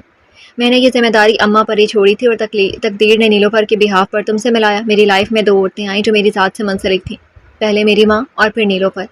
دونوں نے ہی سیم حرکت کر کے میرے اعتماد کو ریزہ ریزہ کر دیا. تبھی میں چاہ کر بھی تم پر بھروسہ نہیں کر پایا.